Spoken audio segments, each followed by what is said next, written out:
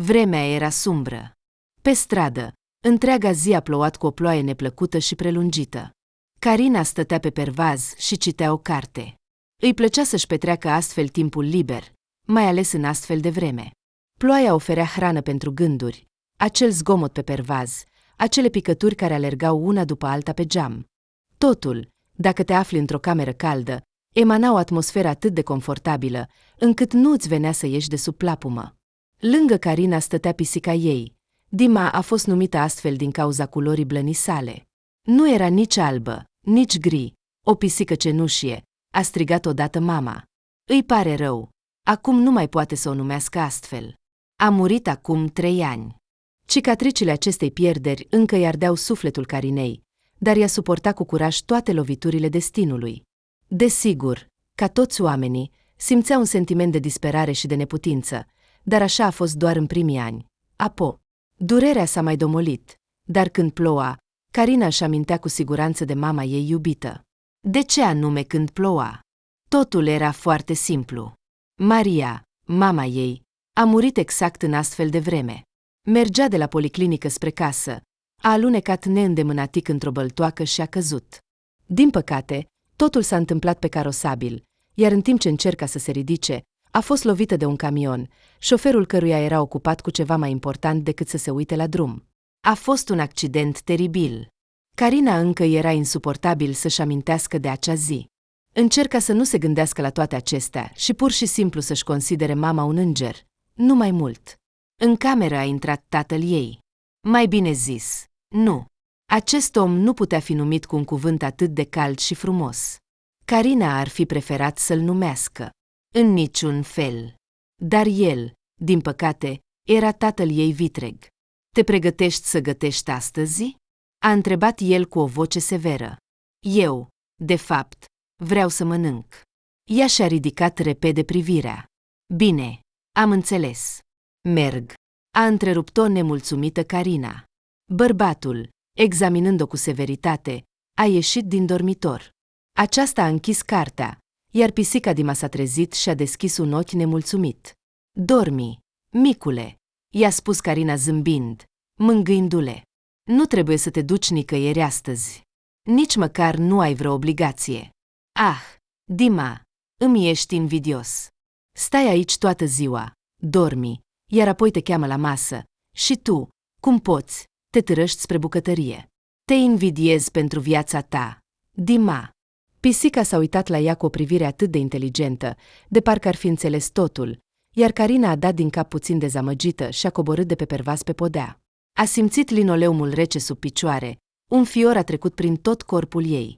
Carina și-a pus papucii uzati, pe unul dintre care era o gaură în locul degetului mare, și a ieșit pe ușă, lăsându-și pisica singură. Dar, în sfârșit, a început să vorbească sarcastic Zahăr, tatăl ei vitreg. A apărut prințesa noastră. E deja 4 după amiaza, iar în frigider s-a spânzurat un șoarece. Carina a deschis frigiderul. Acolo într-adevăr nu era niciun produs, în afară de un pachet de ouă. A suspinat greu și, întorcându-se, a spus ei bine, înseamnă că trebuie să merg la magazin. Ei bine, atunci mergi. Ce aștepți? A strigat Zahăr. Carina nu se mai temea de acest strigăt. Se obișnuise cu astfel de ordine. Fata era deja de 2 ani majoră, dar încă se simțea ca o fetiță mică și neprotejat. De ce? De ce mama ei a părăsit-o și a lăsat-o singură cu acest monstru? Carina și-a pus o haină subțire, din care crescuse de mult, și a ieșit din apartament. Afară ploua încă. Acum Carina nu mai iubea atât de mult această vreme. Era o diferență să observi această splendoare a picăturilor dintr-o casă caldă și cu totul altceva să fii în centrul acestui haos. Umbrela nu a ajutat deloc. După câteva minute, aproape că a zburat din cauza rafalelor puternice de vânt, așa că Carina a pus acest obiect inutil în geantă. Magazinul era aproape, dar vântul o doborâse, deci fata se ținea tare.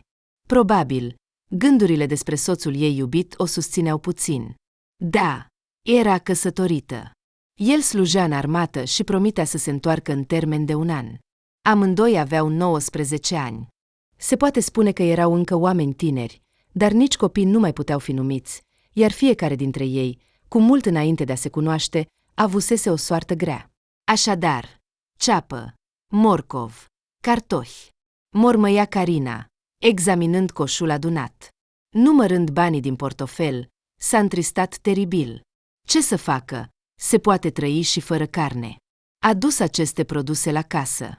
Îi era jenă să se uite casierei în ochi. Se simțea ca o ultimă cerșetoare, dar poate că vânzătorii nu le pasă de cine și ce ia. Nu doriți să cumpărați o pasăre la reducere? A întrebat casiera cu o față nemulțumită și obosită. Fata a dat din cap negativ, dar cu un zâmbet. Când se va termina această rușine? Nu mai putea suporta acest privire judecătoare, cum i se părea. În cele din urmă, produsele au fost cumpărate cu greu. Carina s-a îndreptat cu reluctanță înapoi pe stradă. O nouă rafală de vânt rece a lovit-o. Noiembrie nu ierta pe nimeni.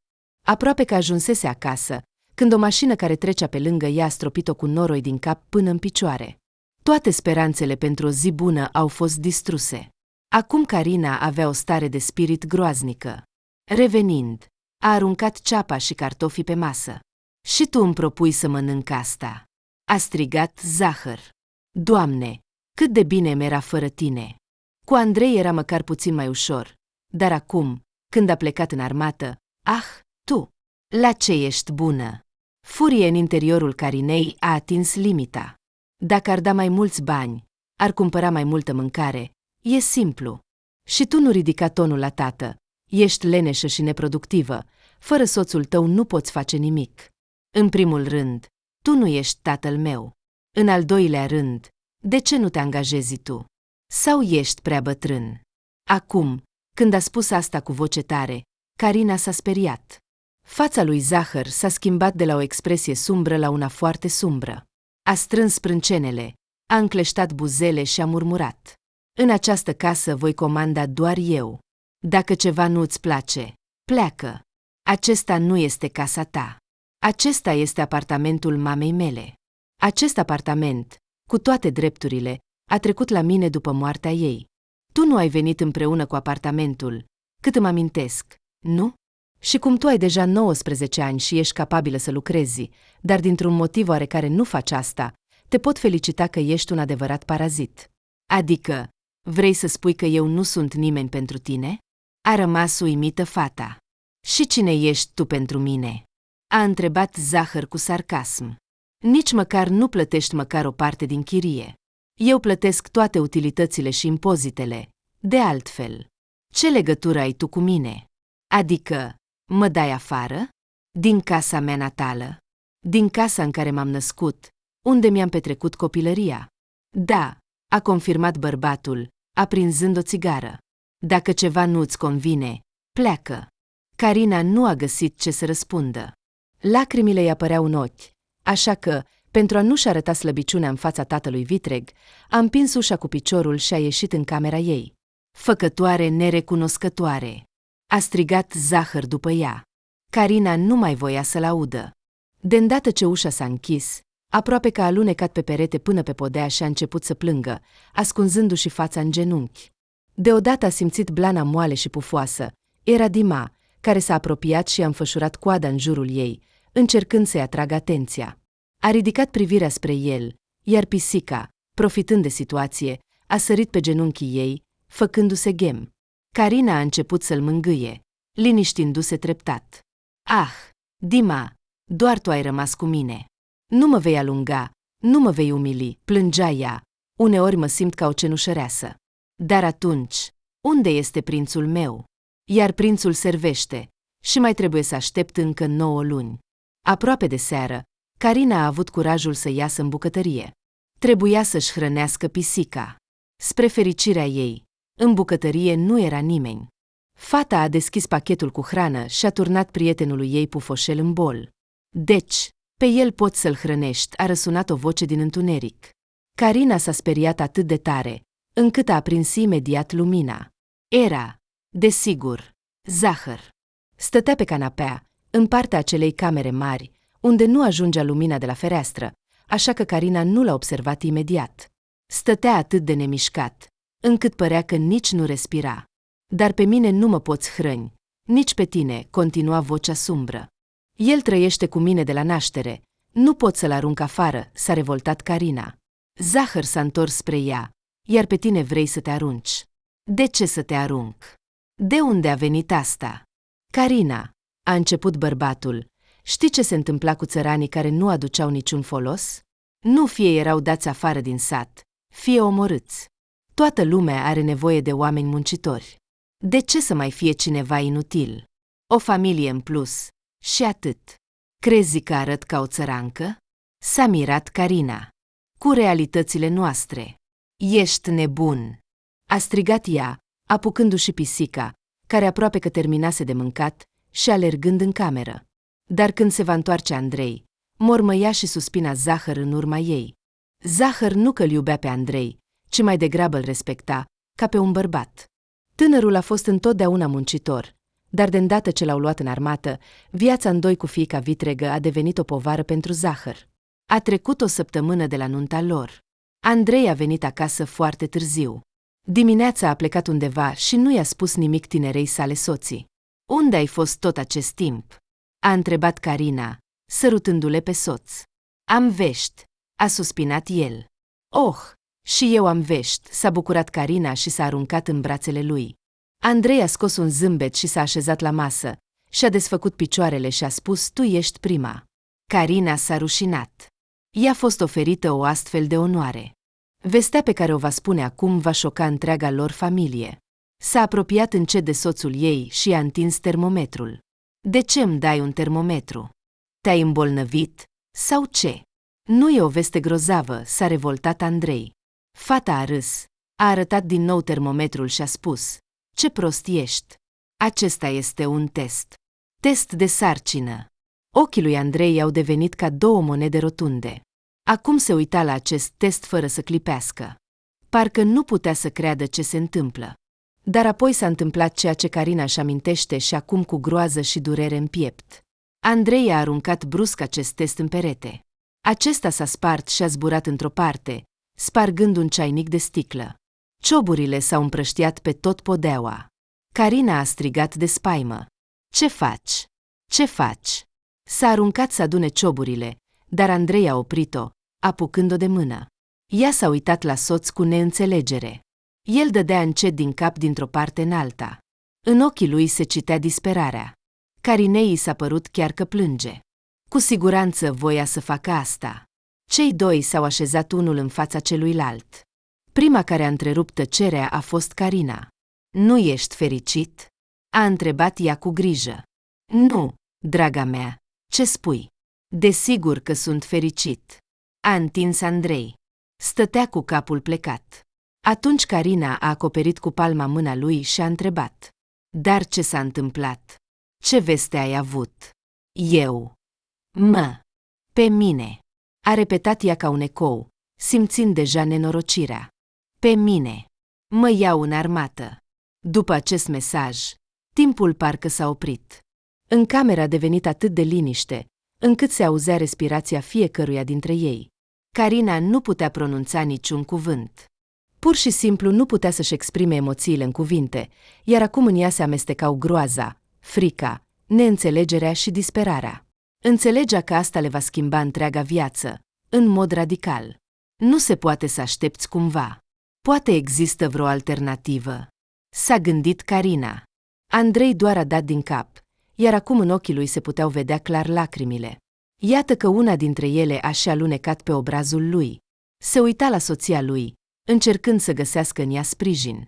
Ea zâmbea, înțelegând că dacă acum nu îi va oferi ajutor moral, Andrei se va destrăma complet. Așa că, pentru el, Carina a decis să se controleze. Poimine plec, a spus Andrei. Carina nu-i lăsa mâna, iar după câteva minute a întrerupt tăcerea și a spus, ne vom descurca. Dar nu s-au descurcat. De îndată ce Zahăr a aflat despre această veste, a început să se comporte groaznic cu fiica vitregă. Ce fată! La 19 ani să rămâi însărcinată. Cum e posibil? Striga el. La început, Carina plângea. Aceste cuvinte o răniseră teribil. A venit ziua când trebuia să-și conducă soțul, cu care a trăit în căsătorie doar o săptămână. Cei doi stăteau la gară. Andrei zâmbea larg. Ar fi putut părea că este fericit să plece și să servească, dar ochii lui spuneau altceva. În ei se vedea o tristețe imensă, aproape cosmică. Ei bine, nu te supăra, Cari, îți voi scrie. Un an va trece, nu vei observa nici măcar, o liniștea el pe soție. Aceasta plângea, nu putea să-și stăpânească lacrimile. Toată sarcina va decurge fără persoana iubită. El nu va auzi prima suflare și strigătul copilului. Va rata o astfel de fericire. Da, datoria cheamă, nu se poate face nimic. Carina nu putea contesta decizia soțului. S-a urcat în tren și a continuat să-i facă cu mâna din fereastră. Chiar și când gara s-a pierdut în depărtare și în fereastră au apărut copacii care se îndreptau, el continua să-i facă cu mâna, iar lacrimile îi apăreau în ochi. Te așteaptă, a spus Baz din spate. Mâna acestui om s-a așezat pe umărul lui Andrei ca un semn de sprijin. A doua zi, nimic nu s-a schimbat. Tot ploua, blestemata de ploaie, iar în frigider nu era niciun aliment. Carina l-a găsit pe Zahăr în același loc pe canapea în sufragerie. L-a împins, ca să se trezească puțin, de la el venea un miros de alcool. Carina s-a uitat în jur și a realizat că a băut minimum 5 sticle de bere. Acum cu siguranță va suferi de mahașmureală. Ce-mi faci, femeie blestemată? Se plângea Zahăr, apucându-se de cap. Oh, cu siguranță îi dădea peste cap. Această situație îi plăcea Carinei. Măcar o fărâmă de justiție există în această lume. Ei bine, ți-a fost mai bine după ce te-ai trezit? A zâmbit Carina. Zahăr se uita la ea cu o față nemulțumită. Arăta ca un copil căruia tocmai i-a fost furată o bomboană. Aduce-mi apă, a strigat Zahăr. Carina a râs, dar totuși i-a adus apă. O bea cu sete, înghițind fiecare picătură. În frigider din nou nu este mâncare, a spus el sumbru. De unde să fie? S-a mirat Carina. Sau ai fost la magazin? În starea ta, nu cred. Ei bine, atunci mergi la magazin, dacă ești atât de corectă, a răspuns Zahăr. Carina a vrut să-i scuip în față, dar s-a abținut. Înțelegea că acum nu era cel mai bun moment pentru o ceartă cu tatăl ei vitreg. Acesta era într-adevăr casa lui, iar ea era însărcinată. Totul era evident. Dacă îl va supăra, va pierde casa și va rămâne să hoinărească cu copilul pe străzi, iar o astfel de întâmplare nu era acceptabilă și nu o convenea. Carina și-a pus din nou haina. De data aceasta Zahăr i-a dat mai mulți bani. Nu știa de unde i-a luat, dar spera foarte mult că nu a fost furt. Nu s-a mai gândit la detalii. Acum a reușit chiar să cumpere carne, legume și cereale și putea să facă o masă completă. După ce a mâncat borș și pui în sos de smântână, Zahăr nu mai era atât de supărat. Probabil, calea spre inima unui bărbat trece într-adevăr prin stomac. Desigur, el rămânea încă morocănos, dar acum cel puțin a încetat să amenințe cu evacuarea. Cât mai trebuie să așteptăm? A întrebat tatăl vitreg, băgând cu zgomot ceai din cană. Pe cine? Pe cine? Pe cine? Pe Andrei al tău. Banii noștri se împuținează. Încă 5 luni, a răspuns Carina trist, lăsându-și capul în jos. S-a uitat la burtica ei rotunjită. Încă 2 luni și va naște o fetiță. Era extrem de fericită pentru asta, dar se îngrijora foarte mult că fiica nu-l va vedea pe tată în primele 3 luni din viața ei. Mult trebuie să caut un loc de muncă, altfel vom muri de foame. Și trebuie să mănânci pentru 2, a spus deodată tatăl vitreg. Carina a fost foarte surprinsă de aceste cuvinte destul de bâlâânde. Poate că nu era indiferentă soarta copilului ei. Da, unde mă vor accepta în această stare? Nimeni nu va dori să angajeze o femeie însărcinată. Acestea sunt doar cheltuieli. Și atât. Dar încearcă, întreabă-ți cunoscuții. Nu am cunoscuți. Zahăr a suspinat și a spus, bine, voi întreba vecina noastră. Cu siguranță are câteva idei. Știe tot despre toți din jur. Dar tu nu te gândești să lucrezi. S-a mirat Carina. De ce să fac asta?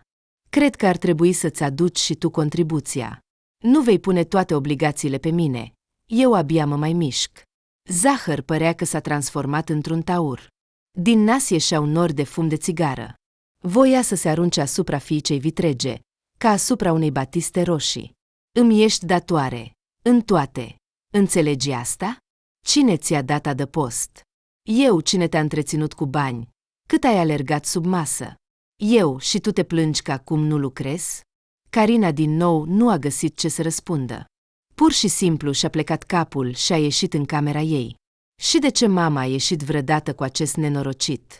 Nu avea nimic, nici proprietăți, nici apartament. Era nimeni de fapt. Cum a putut mama să permită asta? Să lase întreaga apartament lui? Nu, Carina pur și simplu nu putea să creadă asta. Deja de 3 ani devenise, dacă se poate spune așa, o tânără femeie, o orfană completă. Tata a murit când ea avea 13 ani. A murit de cancer. Pentru un adolescent cu o psihică neformată, a fost foarte greu să perceapă și să trăiască asta. Apoi mama a găsit pe internet acest bărbat, care acum se comportă atât de groaznic cu singura ei fiică.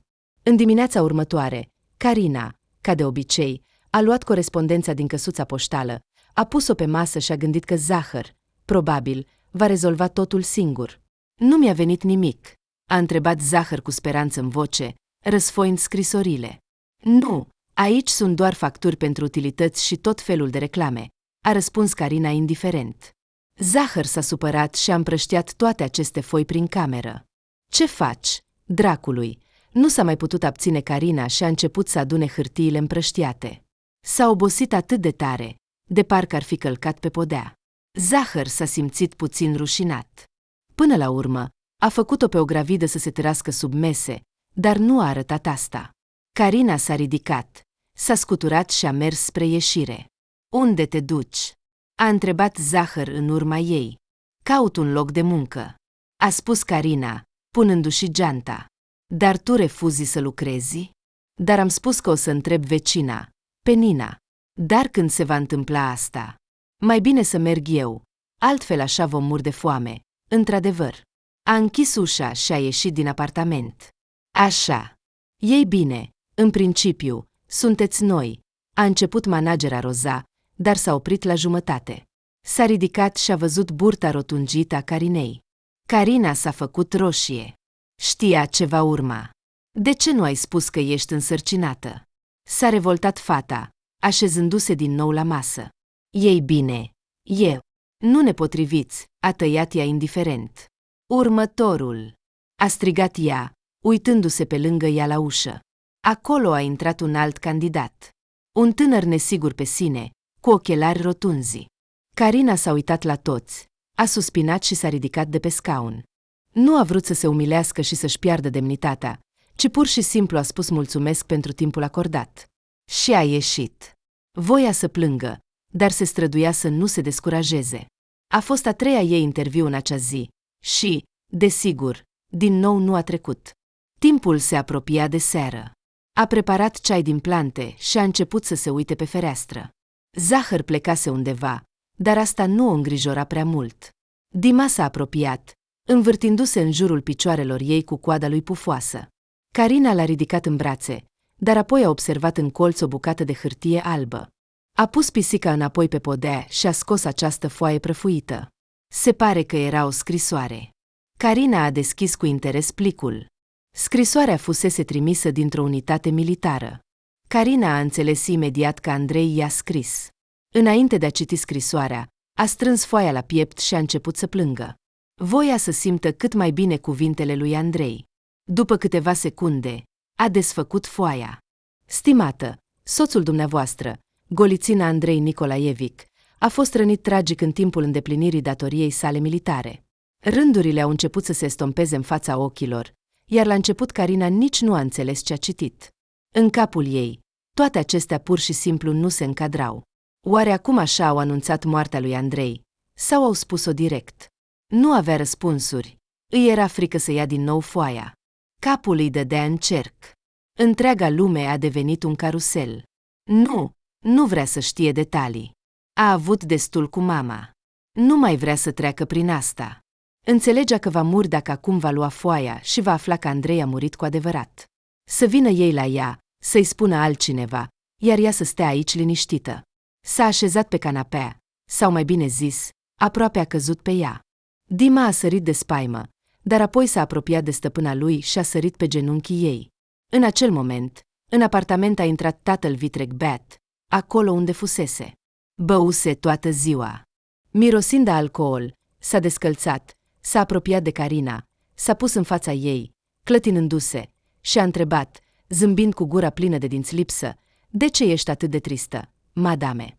Carina a tăcut. Se uita în jos, poate în gol, care a cuprins brusc întreaga ei minte și corp. Acum simțea doar o arsură în piept. Toate gândurile păreau să fi dispărut deodată. Creierul refuza să mai gândească. Carina nu voia să accepte inevitabilul. Nu putea să se gândească că a pierdut din nou orice sprijin. A pierdut persoana iubită, care era singura pentru ea în această lume. Ei bine, de ce taci? A insistat Zahăr. Vorbește! Andrei a reușit să șoptească Carina. Ea a scăpat această scrisoare blestemată din mâinile ei. Zahăr, se pare, a înțeles despre ce este vorba și a apucat foaia cu mâna lui brută. Citind-o cu atenție, cât a fost posibil, căci era foarte beat, a făcut o față serioasă și strictă. Andrei era singura legătură care lunea pe el cu fiica vitregă. Zahăr o iubea pe acest băiat în felul său. Pe el se putea conta. Dar acum? Acum avea o fiică vitregă de 19 ani dintr-o căsnicie cu o soție decedată, care urma să nască un copil, și acum ea, în plus, era și văduvă. Dar nu era viață, ci un blestemat de circ cu cai. Zahăr nu i-a spus nimic, niciun cuvânt de consolare, ci a aruncat această scrisoare pe podea și a plecat în camera lui.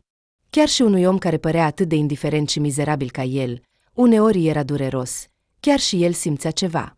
Despre sentimentele fiicei vitrege, desigur, nu se gândea, la fel cum nu se gândea la starea ei. Carina a rămas singură, cântând o melodie de copii și legănându-se înainte și înapoi. Tot acest timp, Dima nu o părăsea, parcă știa că stăpâna lui va suferi și mai mult dacă el pleacă acum. La 3 dimineața, Carina s-a trezit pe aceeași canapea și a strigat de durere insuportabilă. Nimeni nu a alergat la ea, nimeni nu a ajutat. Zahăr dormea ca un mort, neclar. De ce? Fie din cauza durerii, fie din cauza alcoolului. Dar esența era aceeași. El nu va veni în ajutorul fiicei sale vitrege. Carina nici nu se aștepta la asta. A reușit cu greu să ajungă la telefonul ei și a sunat singură la ambulanță. Bună ziua! Ce s-a întâmplat? A întrebat serios asistenta de serviciu. Sunt însărcinată, în luna a 8-a. Am sângerări și mă doare foarte tare burta. Vă rog, ajutați-mă! A răspuns Carina plângând. Ambulanța a sosit repede, în aproximativ 15 minute. Tot acest timp, Carina se zvârcolea de durere. 15 minute i s-au părut o veșnice. Credea că o taie din interior. Sângele curgea ca un pârâu și se gândea că acum va muri banal din cauza pierderii de sânge. Au așezat-o cu grijă pe targă și au dus-o în mașina de ambulanță, iar Zahăr nici măcar nu s-a trezit și nu a ieșit la acest zgomot. Fie că nu-i păsa, fie că era mort de beat. Desigur, ambele variante erau plaunbile. Sângerarea a fost oprită după mult timp. În ultima oră, Carina nu a mai rezistat și a pierdut cunoștința. Medicii și-au făcut treaba. Au dus-o în salon. A auzit ce spuneau doctorii, dar nu putea găsi puterea să spună nimic. Faceți o transfuzie de sânge, grupa 4, striga femeia. Dați-mi o seringă. Înțepați. Haideți. Încă. Înțepați. Carina a simțit o liniște bruscă. O substanță rece părea că a alergat prin venele ei. I-a plăcut.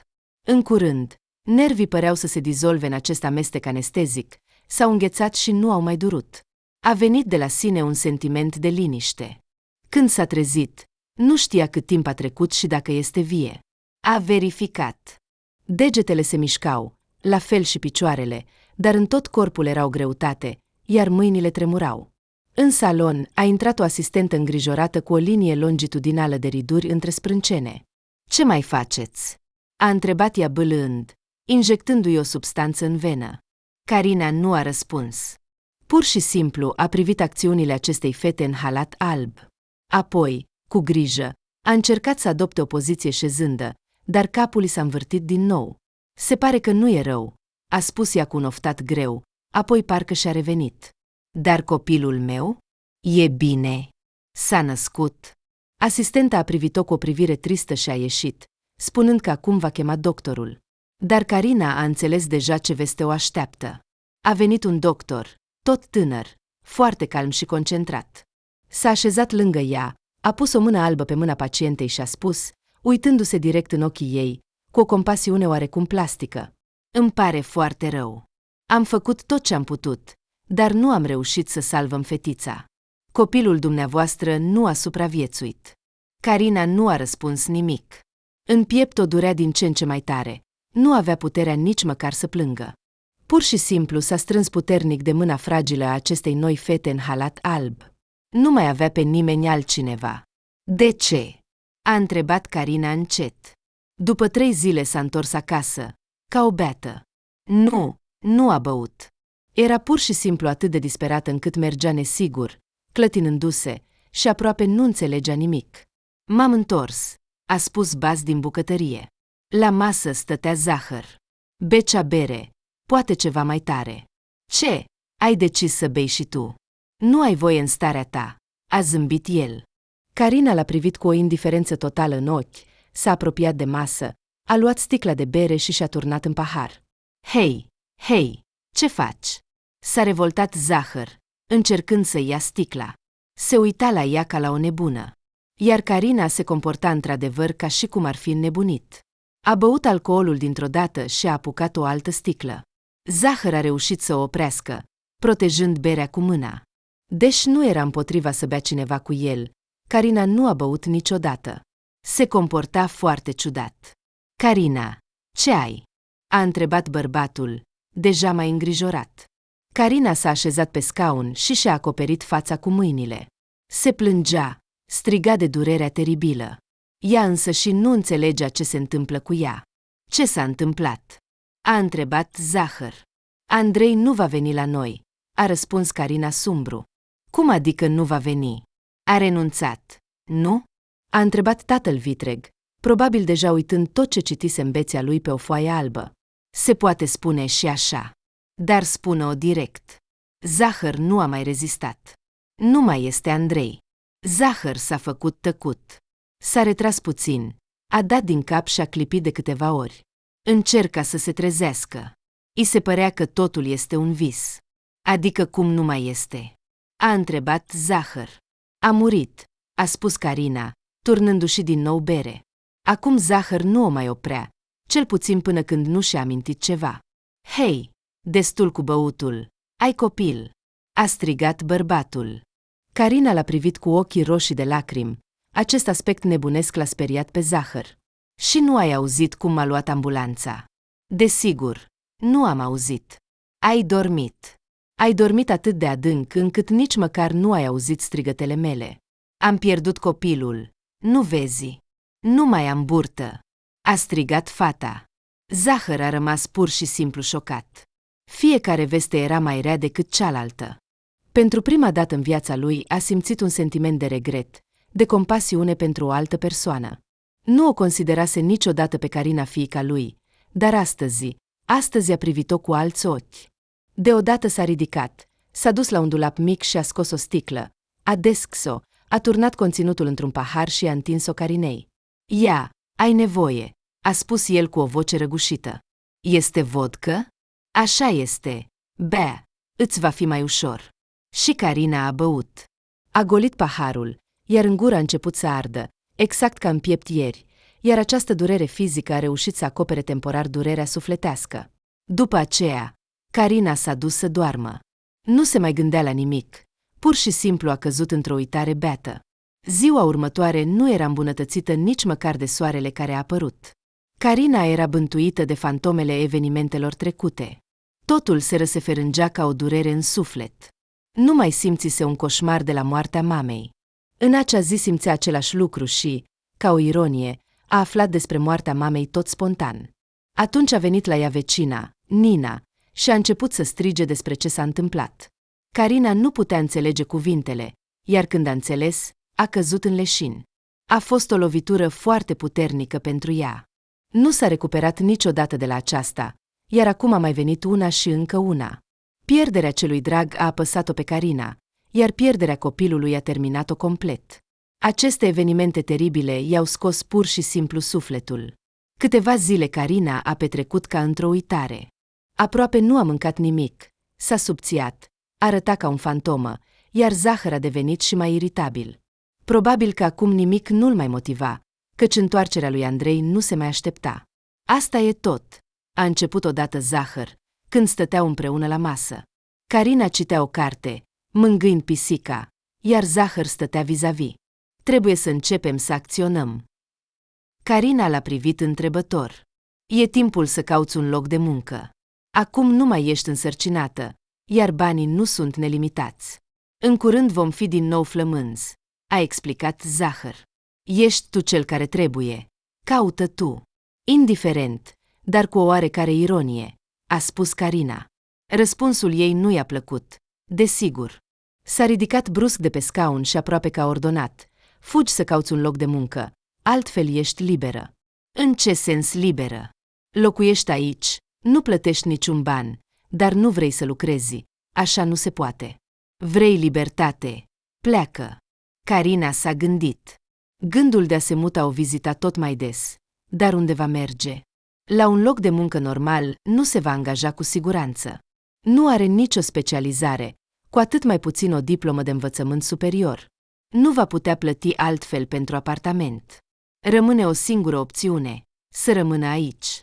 S-a ridicat și a mers din nou în coridor. S-a îmbrăcat în tăcere, a ieșit din apartament și a mers direct la agenția de ocupare a forței de muncă.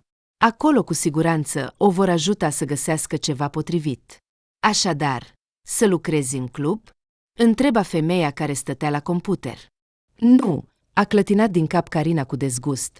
Acest loc de muncă era asociat pentru ea doar cu o profesie destul de rușinoasă. Ce bine, s-a gândit femeia. Am parcurs deja aproximativ 20 de oferte, dar nimic nu ți s-a potrivit. Nu mai am nimic de oferit astăzi. Înseamnă că nu există loc de muncă pentru mine. Trebuie să obțin o diplomă de învățământ superior, dar pentru asta sunt necesari bani, a răspuns Carina, obosită. Era pe cale să plece, când deodată vocea femeii a oprit-o. Așteptați, am găsit ceva. Program complet, la cafeneaua Pringles. Acceptați? Ce trebuie să fac acolo? S-a arătat interesată Carina. Caută o chelneriță, dar cred că te vor lua. Oricum, au început să angajeze personal. Dă-mi adresa. Carina a notat-o direct pe mână cu un pix gel. Apoi a alergat urgent acolo. Cât de surprinsă a fost când a văzut clădirea pe care o vizitase cu câteva săptămâni în urmă. Atunci i s-a spus că nu o vor angaja. Ce bine, s-a gândit cu ironie sumbră. Acum a obținut ceea ce dorea. Obstacolul a fost eliminat. S-a dovedit că compania la care voia să se angajeze Carina deținea această cafenea, așa că fata a ajuns aici dintr-o întâmplare fericită încă o dată. A fost întâmpinată de aceeași fată manager. A privit-o pe Carina cu o privire rapidă. Carina a ignorat acest aspect, dar fata a oprit-o. Unde te duci? A întrebat ea sarcastic.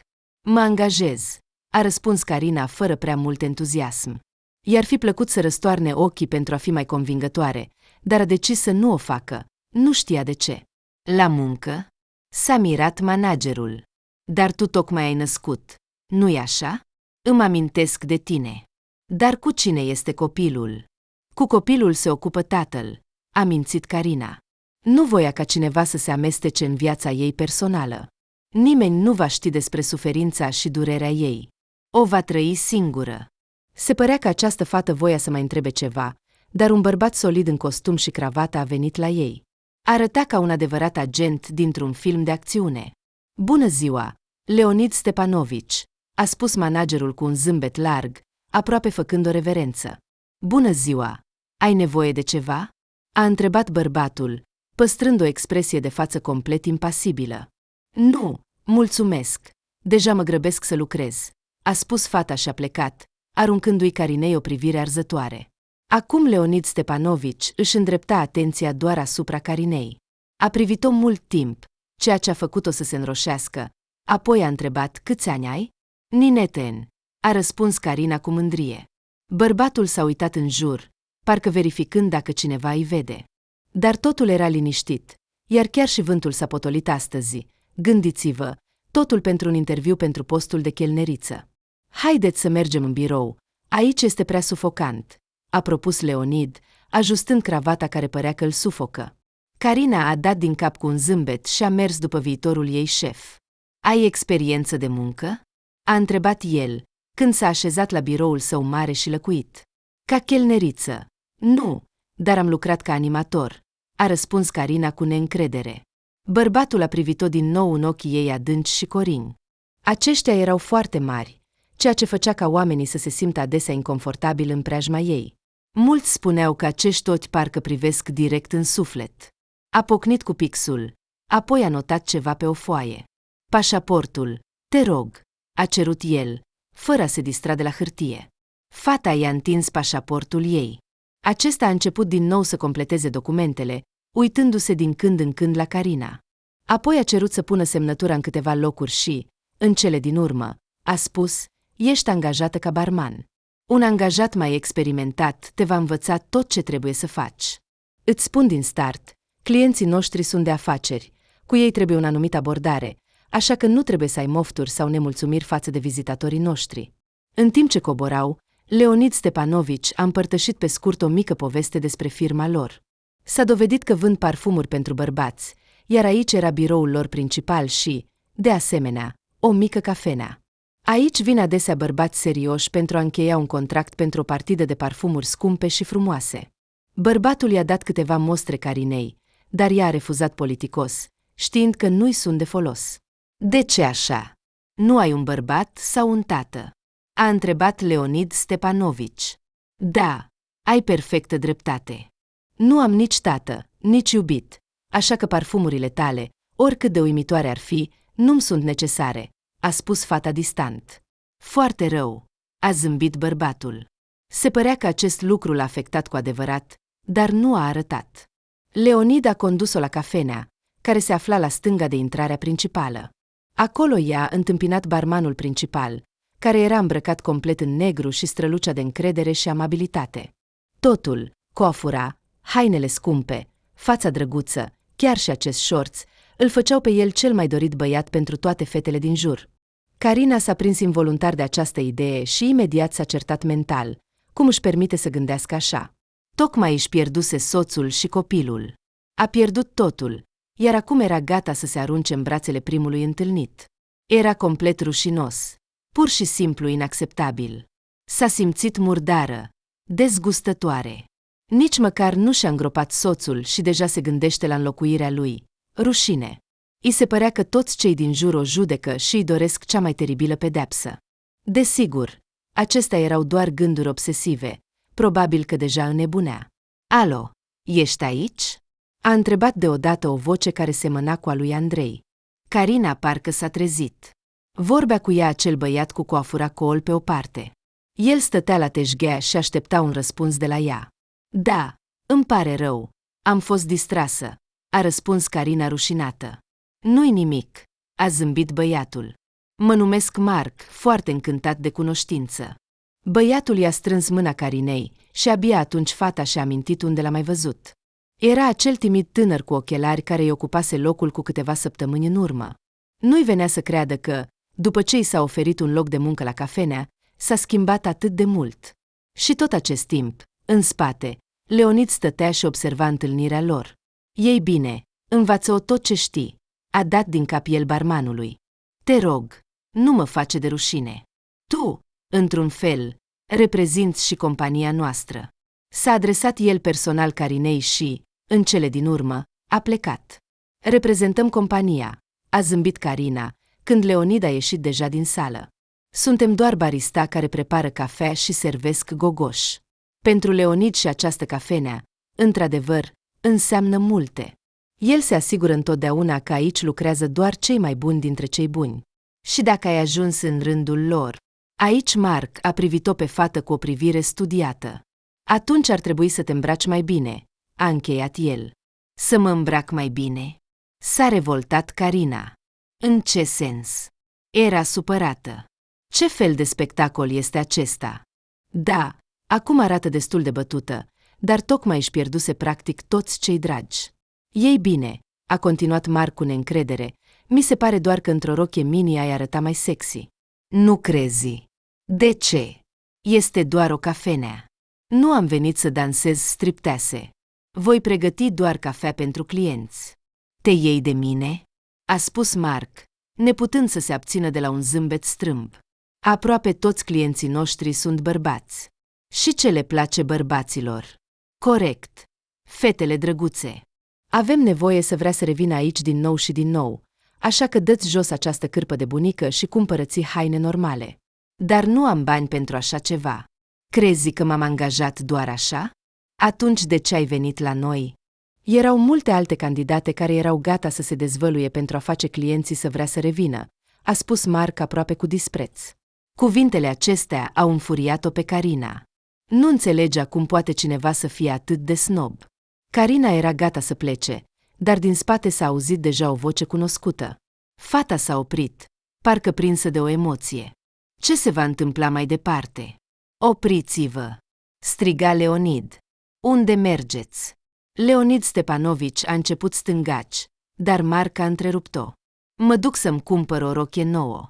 Cred că va arăta mult mai bine pe mine și va atrage noi clienți. Leonid a zâmbit puțin și, dându-se la o parte, a făcut un gest politicos pentru a o lăsa pe fată să treacă, iar Carina nici nu știa de ce a spus o astfel de prostie. Ea nici măcar nu își imagina de unde să ia bani.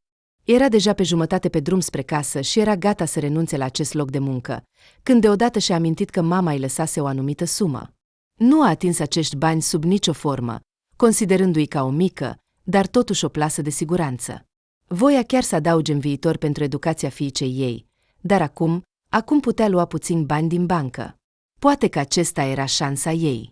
Și va putea câștiga acolo, pentru a-și închiria un apartament separat. Carina s-a gândit și apoi a acționat. Bună ziua! Aș dori să retrag o anumită sumă, a spus ea la ghișeu. Angajatul, cu un zâmbet politicos, i-a îndeplinit cererea.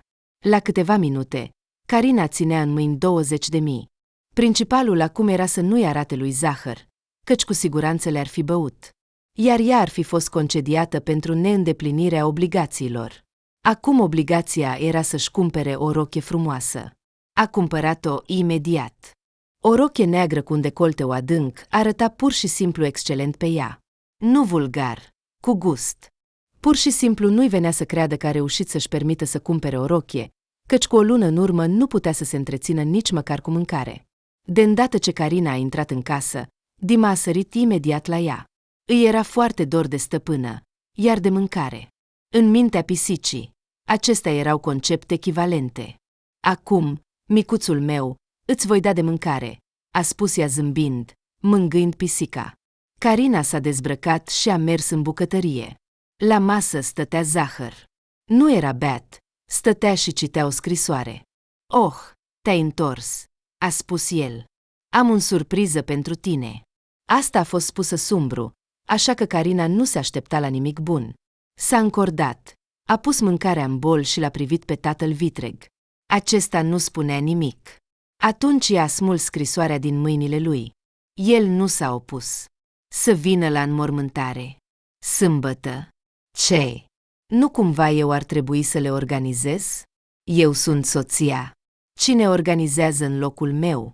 Se plângea Carina, citind din nou și din nou scrisoarea. Prietenii lui. Ați fost căsătoriți de puțin timp. Cred că doar au vrut să suferiți mai puțin, dar și banii. Știi câți bani sunt necesari pentru o înmormântare? Principalul lucru este că nu te-a uitat. M-a uitat.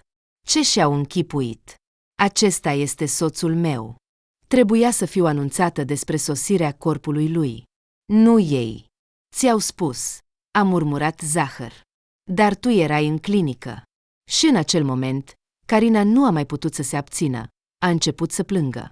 Fata a alunecat încet pe perete și a început să plângă, apoi să strige de durerea insuportabilă. Zahăr nici măcar nu a încercat să o consoleze, ci pur și simplu și-a acoperit urechile și a ieșit din cameră. Cu Carina a rămas doar pisica ei credincioasă, care miorlăia din nou bâlând lângă picioarele ei, fluturându-și coada. Ei bine, nu sunt eu în regulă. Nici măcar nu am putut organiza înmormântarea celui iubit. Probabil că acum este foarte rușine de mine în ceruri, plângea Carina în disperare. Următoarea săptămână a trecut ca într-o ceață. Carina mergea la noul loc de muncă și încerca să zâmbească clienților. Unii se comportau pur și simplu groaznic. Care dintre ei sunt gentlemani? Mulți încercau direct să-i ceară numărul de telefon.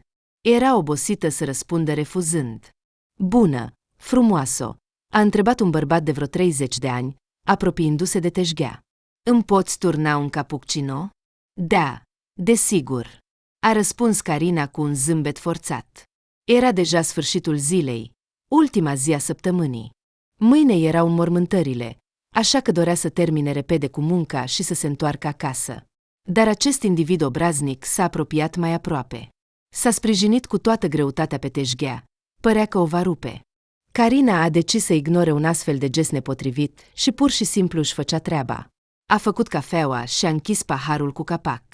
De la dumneavoastră 200 de ruble, a concluzionat ea și a început să apese diferite butoane, așa cum o învățase Mark. Unde este acest băiat?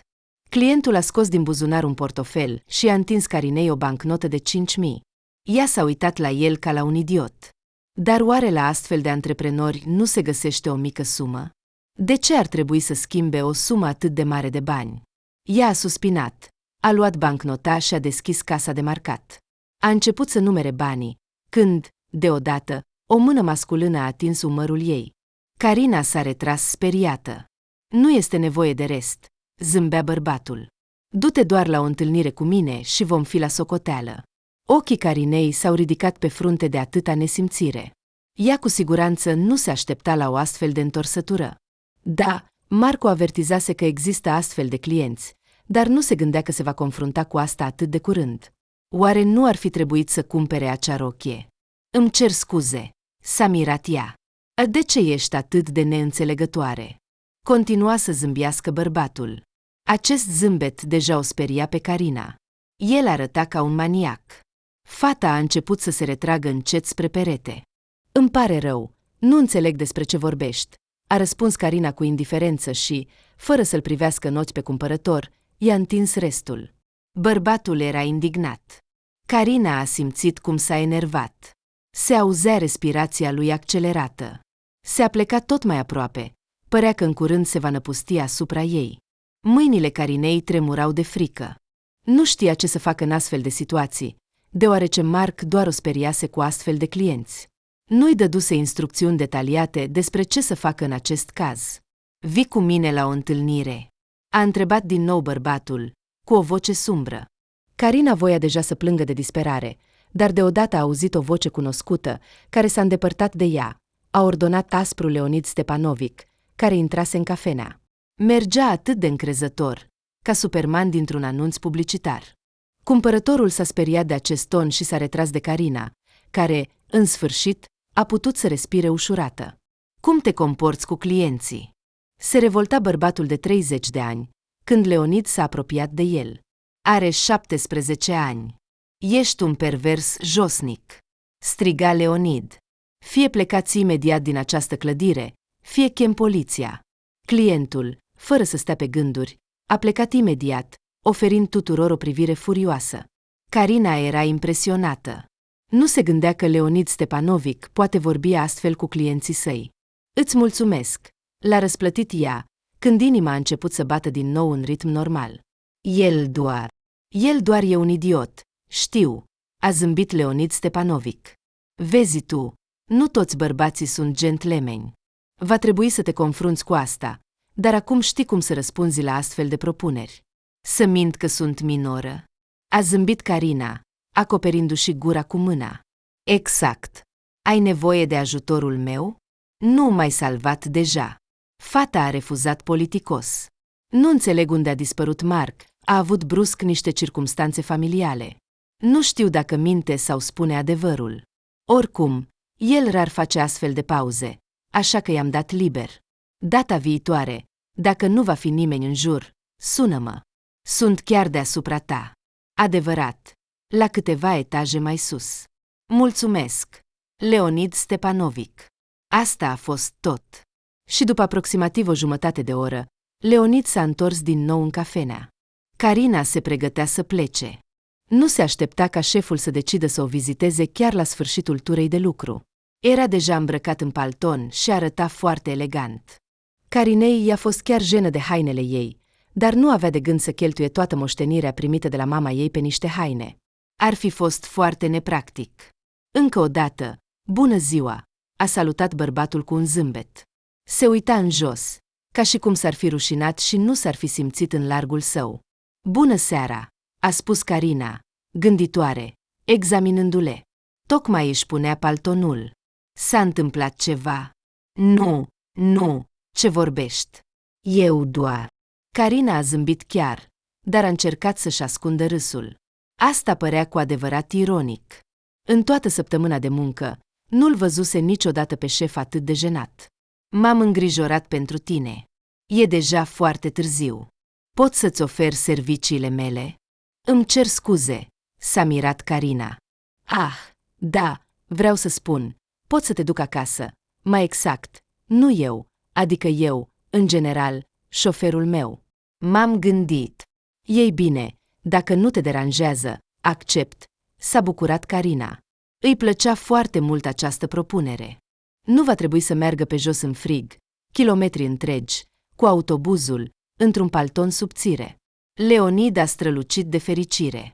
Desigur, încerca să-și ascundă bucuria, dar acest zâmbet îi apărea pe față. La clădire a sosit o mașină BMW neagră, care arăta atât de bine, încât Carina s-a simțit chiar rușinată să se urce în acest automobil scump. Dar, depășindu-și timiditatea, totuși s-a urcat. Îmi pare rău dacă te-am făcut cumva să te simți inconfortabil, a început să se justifice Leonid. M-a îngrijorat atât de mult situația de astăzi, care s-a întâmplat cu tine, încât pur și simplu nu am putut să nu ofer ajutor. Siguranța angajaților mei este importantă pentru mine. Mulțumesc mult, Leonid Stepanovic. I-a mulțumit Carina și s-a întors spre fereastră, observând luminile portocalii care treceau. Mașina s-a oprit la o clădire gri cu 12 etaje, într-unul dintre apartament căreia se afla casa natală a Carinei. I-a mulțumit din nou șefului ei și a ieșit din mașină, dar înainte de a închide ușa, a auzit întrebarea: care sunt planurile tale pentru mâine? Mâine am înmormântarea.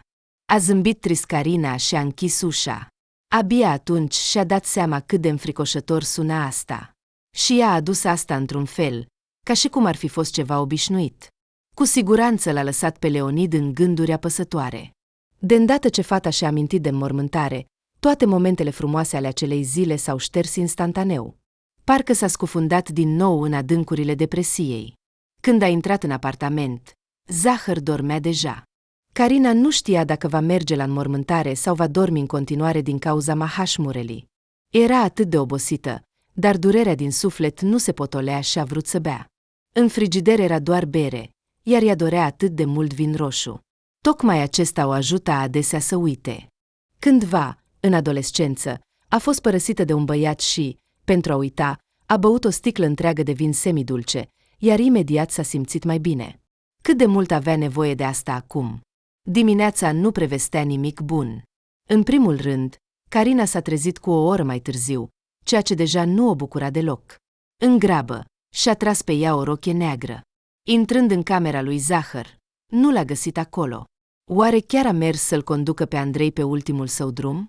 I-a fost și mai rușine. Chiar și un alcoolic ca Zahăr nu a dormit și s-a trezit la timp, iar ea, totul joacă împotriva ei de o săptămână, iar mama o avertizase că viața va fi dificilă, dar ea nu o ascultase. A ajuns la timp, când trupul lui Andrei deja se pregătea să fie scos din biserică. Opri ceremonia, a alergat la sicriu și a privit pentru ultima dată la bărbatul ei iubit. Trupul fără viață nu semăna deloc cu cel viu. Carina parcă nu-l cunoștea pe acest om. S-a uitat la costumul lui și a plâns. Tocmai în acest costum a fost în ziua nunții lor. Ce fericiți au fost în acea zi! Dar acum totul este în trecut. Acum îl vede pentru ultima dată pe fața lui și acest costum pe care l-au ales atât de mult timp. Cine ar fi putut crede că aleg haine pentru înmormântare?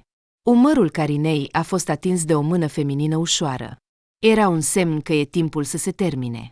Carina și-a apropiat buzele tremurânde de fața mortului și l-a sărutat. Apoi s-a retras, iar sicriul a fost luat de 4 băieți și purtat prin întreaga biserică spre ieșire, sub muzica îngerilor. Carina nu putea să-și creadă ochilor. A căzut în genunchi și a plâns. Nimeni nu o judeca, iar o femeie care stătea lângă ea a început să o susțină și să o mângâie pe spate. Totul era atât de sfâșietor. Carina era literalmente distrusă, ruptă. Parcă și ea a murit din interior. Nu a simțit o durere atât de mare nici măcar la moartea mamei. Probabil pentru că sicriul mamei a fost închis, din cauza numeroaselor răni suferite în urma accidentului, s-a decis să nu deschidă sicriul, pentru ca rudele să nu se îngrozească. Dar să vadă fața mortului, Carina cu siguranță nu era pregătită pentru așa ceva. Nu știa cât timp a trecut, dar biserica s-a golit, muzica s-a oprit, iar liniștea s-a așternut. Carina s-a liniștit, și-a șters lacrimile, s-a ridicat de pe genunchi. Poți să-mi spui unde au plecat toți? A întrebat Carina o slujitoare. La cimitir, desigur, a spus slujitoarea, ridicând din umeri, în timp ce strângea lumânările stinse. Îți mulțumesc. Carina a ieșit din biserică, iar oamenii de pe platformă nu mai erau. A realizat că va trebui să ajungă la cimitir pe cont propriu. Fata voia deja să meargă pe jos după căruța mortoară, dar deodată a fost oprită de un bărbat. Era Leonid Stepanovic. El stătea în mașina lui neagră elegantă. Carina nu l-a recunoscut imediat, deoarece purta ochelari negri. Îți trebuie la cimitir? A întrebat bărbatul. Carina nu mai avea puterea să se mire. Nu-i mai păsa cum a apărut șeful ei aici. A dat din cap după acest gest. Leonid a ieșit din mașină și a deschis ușa pasagerului. Urci, te duc, a spus el serios. Carina l-a ascultat și s-a urcat în mașină. Lacrimile au început din nou să curgă. Se gândea la Andrei, la cât de nedreaptă este viața. Spune-mi, de ce a murit? De ce am parte de o astfel de pedepsă? A pus Carina o întrebare retorică. Această întrebare, mai degrabă, era adresată nu lui Leonid, ci lui Dumnezeu. Nimeni nu știe, dar eu știu cu siguranță că Dumnezeu ia doar cei mai buni, a răspuns bărbatul. Sunt sigur că iubitul tău se simte bine acum, în lumea de dincolo. Ar vrea să nu te mai chinuiești. Este soțul meu, a plâns Carina. Sau acum nu mai este soț. Doamne, cum este posibil să devii văduvă la 19 ani? Mi se pare că ar trebui să fiu inclusă în cartea recordurilor Guinness ca cea mai tânără văduvă din lume. Nu ești cea mai tânără văduvă, a zâmbit Leonid și s-a oprit imediat. Îmi pare rău, doar că mai sunt și alte cazuri. Poți pierde soțul la orice vârstă. Nu spun că nu ești nefericită, dar totuși nu ești singura. Carina a zâmbit pentru prima dată în acea zi. În curând au ajuns la locul dorit. Mormântul proaspăt săpat era înconjurat de oameni. Cineva plângea. O femeie era trasă aproape cu forța. Carina nu cunoștea pe aproape nimeni aici. Cu Andrei s-au căsătorit atât de repede, iar părinții lui nu mai erau în viață de mult. La nuntă au petrecut în principal cu prietenii, care acum își asumau toate grijile legate de înmormântare. Hai, fără tine nu vor începe. Așa e regula. Știu, l-a întrerupt Carina și a ieșit din mașină. Toți s-au uitat la ea și la Andrei, unii cu uimire completă, iar alții cu dispreț evident. Carina nu a acordat atenție privirilor celor prezenți și s-a apropiat de groapa în care se pregăteau să coboare sicriul. Apoi trebuia să arunce în această groapă neagră o mână de pământ. Prima trebuia să fie ea, soția defunctului. Carina a luat o mână de pământ înghețat și a șoptit: te voi iubi mereu, după care a aruncat pământul pe sicriu. Apoi au mers toți ceilalți, iar acum a venit cea mai teribilă parte. Doi bărbați puternici au luat lopețile și au început să acopere groapa. Aceasta a fost o adevărată tortură pentru Carina, dar ea a stat și a suportat această durere. Nimeni nu plângea. Ea încerca și ea să nu plângă, dar lacrimile curgeau singure pe obraje. În sfârșit acest iad s-a terminat. Se simțea ca un împușcat. Sfârșitul tuturor. Nimeni nu-l va mai vedea pe Andrei vreodată. În curând, trupul lui va fi mâncat de viermi, nu va mai rămâne nimic din el. Cum te simți? A întrebat Leonid. Tot acest timp a stat la o distanță de copac, iar Carina mergea înainte, fără să observe direcția. Nu-i păsa încotro merge. De fapt, ar fi vrut acum să se întindă lângă iubitul ei în această groapă neagră. Cum se poate simți o persoană care tocmai a îngropat cea mai iubită persoană de pe pământ? A răspuns ea la întrebarea lui cu o întrebare similară și a mers mai departe. Iar Leonid a mers după ea. Înțeleg sentimentele tale. Anul trecut mi-am îngropat fratele, a spus el. Carina s-a oprit, apoi l-a privit pe șef ca și cum l-ar fi văzut pentru prima dată. Nu vrei să bei ceva?" a propus ea brusc. Să beau. S-a mirat el. Da, știi, cum fac oamenii obișnuiți. Merg la bar și se îmbată. Vrei să fiu un astfel de om obișnuit? Astăzi sunt pregătit să fiu orice om, dar nu eu însumi. Te rog, distrage-mă. Se părea că Leonid a înțeles despre ce vorbea ea. El a dus-o pur și simplu la mașină, iar ei au plecat împreună să bea. Un bar potrivit s-a găsit aproape. Proprietarul a ales o locație bună. Oamenii vor dori întotdeauna să-și înece durerea și cu siguranță vor veni aici, nu la niște pomeniri plictisitoare, ci aici. 2 whisky-uri, a întrebat Leonid, când s-au așezat la bar. Barmanul a acceptat comanda și a început să lucreze. Prima întrebare a început Carina, uitându-se în jos. Cum ai ajuns aici, la înmormântare? Te-a invitat cineva? M-a invitat expresia ta de ieri. Am văzut cât de rău ți era când ai spus unde vei merge. Da, probabil în acel moment te-ai gândit că a sunat amuzant, dar eu am văzut ochii tăi. Știu cum e să pierzi oameni dragi la o vârstă atât de fragedă și îmi pare rău că ți s-a întâmplat așa ceva. Dar cum ai știut unde să mergi? Asta va rămâne un secret, dacă îmi permiți. Leonid a zâmbit puțin. Nu te gândi. Nu te-am urmărit. Pur și simplu am conexiuni. De ce totuși ai decis să vii? Eu sunt doar un angajat. Nu avem nimic în comun. Consider că atunci când un angajat are traume morale, va lucra ineficient, iar asta este dăunător pentru afacere. O justificare bună. Carina a râs și a luat paharul pe care i l-a dat deja barmanul. A spus dar pentru tânăra văduvă. A golit rapid paharul și a cerut supliment. De mult timp vă cunoșteați? A întrebat Leonid Stepanovic. Am 19 ani, așa că nu te aștepta la o poveste de dragoste de 10 ani, a râs din nou fata. După ce a băut alcool, s-a simțit puțin mai bine. A simțit că mintea ei, în sfârșit, părăsește corpul. Asta își dorea. Voia să uite. Am fost colegi de clasă, a continuat ea, iar la absolvire mi-a mărturisit dragostea. Ai fi văzut cât de rușinat era. În emoția lui a vărsat din greșeală șampanie pe mine, iar eu nu am reușit să curăț acea rochie. Apoi am vrut să ne înscriem împreună la universitate, dar nu a fost să fie. Nu aveam bani să plătim pentru studii, iar punctele necesare nu le-am obținut. Din păcate, învățătura ne-a fost greu pentru amândoi, așa că el s-a angajat la o companie de construcții, iar eu am început să am grijă de casă. Și ce s-a întâmplat apoi? A întrebat Leonid. Se părea că era cu adevărat interesat de povestea lor. Nu, pur și simplu, într-o zi am decis să ne căsătorim. A fost foarte spontan. Stăteam la o cafenea, beam vin și, deodată, el face o astfel de propunere. L-am iubit foarte mult, așa că am acceptat imediat. Iar după nuntă am aflat că sunt însărcinată. Am fi putut fi atât de fericiți. Dar el a primit o citație, iar apoi acea scrisoare. Destinul este destin, Carina, a zâmbit melancolic Leonid, turnându-și whisky în gât. Probabil ai dreptate, nu poți scăpa de el. Ei bine, l-am condus, nu mai aveam nimic de făcut. Am trăit destul de bine câteva luni, dar, din păcate, tatăl vitreg mă irita adesea. Ne displacem reciproc. Așa că, scuză-mă. A plâns. Leonid i-a întins un șervețel, pe care fata l-a folosit pentru a-și șterge lacrimile amare. În general, când am primit vestea despre moartea lui, sincer, încă nu știu ce s-a întâmplat cu el. Nu cred că voi putea suporta această cunoaștere, deși acum aș dori să știu despre asta. Înțeleg, a spus Leonid. Carina l-a privit întrebător. Am dat unor oameni potriviți câteva informații despre tine și ei mi-au oferit toate informațiile despre tine și despre soțul tău. Trebuia să aflu unde vor avea loc înmormântările. Spune-mi, a cerut Carina, bâlbâindu-se. Aceste cuvinte au răsunat în capul ei, dar avea nevoie de răspunsuri.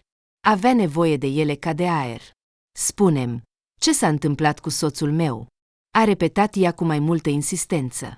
A căzut de la o înălțime, de la o oarecare turn, a spus Leonid încet, ca și cum ar fi încercat să nu rănească fata cu aceste cuvinte. Aceasta a plâns și mai mult. Doamne, de ce? De ce mi-a fost dat asta? Am pierdut copilul nostru. Am pierdut tot. Ai pierdut copilul?" S-a mirat șeful. Da, după vestea despre moartea lui Andrei, m-am simțit foarte rău. Corpul meu m-a trădat și a avut loc un avort spontan. Mă urăsc pentru asta." Deodată, Leonid a pus o mână pe umărul ei și a spus cu voce bâlândă: "Nu ești vinovată de nimic. Nu te învinovăți pentru ceea ce nu poți controla." Carina a zâmbit cu speranță în ochi. Această conversație i-a fost greu, dar avea nevoie să se destăinuie și era recunoscătoare lui Leonid că a apărut în viața ei în acest moment atât de necesar. Apoi, pur și simplu, a fugit și s-a ascuns sub scară. Povestea ea după o jumătate de oră, râzând despre aventurile ei din adolescență, bând deja nu se știe câte pahare de whisky cu gheață. Leonid, de asemenea, nu mai era sobru, râdea, cu capul aruncat pe spate, ascultând povestea ei. Toți vizitatorii mai mult sau mai puțin normali ai barului părăsiseră deja acest loc. Acum aici stăteau doar obișnuiții, trăgând câte un joint și alți cetățeni dependenți de diverse substanțe. Leonid și Carina nu le păsa de cei din jur, se distrau pur și simplu bine împreună. Și deși era ziua înmormântării soțului ei, Carina se simțea fericită pentru prima dată în zilele lungi și triste care au trecut. Dar ceva a mers prost. Se părea că au exagerat. Carina abia se mai ținea pe picioare. Când se apropiau de mașină, între ei s-a întâmplat ceva. "Îți mulțumesc," a spus Carina zâmbind. În bar, după a patra sau a cincea băutură, au trecut la tu. În loc de un răspuns, Leonid s-a întors spre ea și a sărutat-o cu fervoare, iar apoi s-au mutat în mașină, unde au petrecut un timp fierbinte.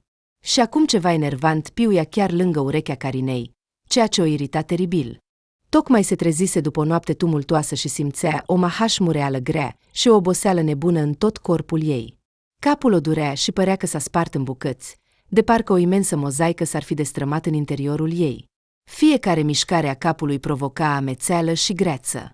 Sunetele și mirosurile deveneau neplăcut de ascuțite și iritante, iar lumina părea prea strălucitoare și neliniștitoare. Tot ce voia era liniște și pace, pentru a scăpa de această stare grea și tulbure. S-a mai revenit puțin și a început să distingă sunetele, apoi i-a revenit și vederea. Și doar când a început să vadă clar, a fost pe punctul de a leșina din nou. Acum voia să se întoarcă în acea stare în care nu înțelegea unde se află. Se afla în patul unei persoane necunoscute, într-un apartament necunoscut. Pe noptieră era un pahar cu un lichid galben, asemănător sucului de portocale, iar sub pahar era un bilețel.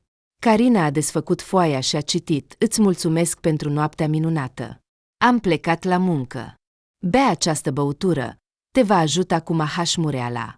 La bucătărie te așteaptă micul dejun. Leonid." Ochii ei s-au lățit, iar respirația i s-a accelerat. A dormit cu șeful ei în ziua înmormântării soțului. Nu-i venea să creadă. Nu voia să creadă în ceea ce se întâmpla. Nu putea să facă așa ceva. Nu era ea. Nu era rușine. Îi era scârbă de acest gând. A mers la toaletă, imediat ce a simțit un impuls de vomă. Nu a vomat din cauza băuturii de ieri.